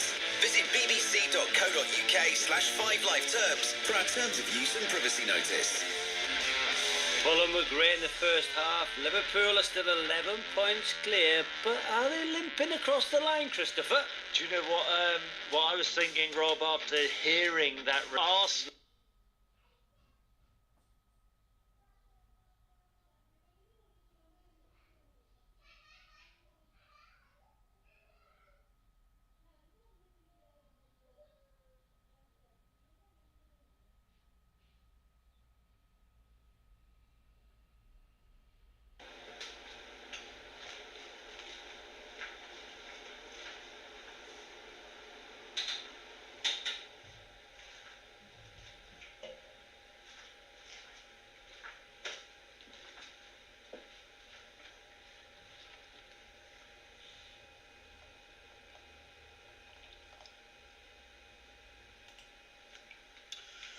Alright, people, it's all over here. Full time is just coming in here. Manchester United, new Manchester City, new guys. And yep, so the Manchester derby has ended. So goalless draw here. And yeah, both teams they had a chance, the fair share of chances to win the game, but then the finishing was whack. Both teams were not nika in front of goal like that. Especially Manchester United in the first half. Manchester United they actually they started the game on the front foot. They were sharp.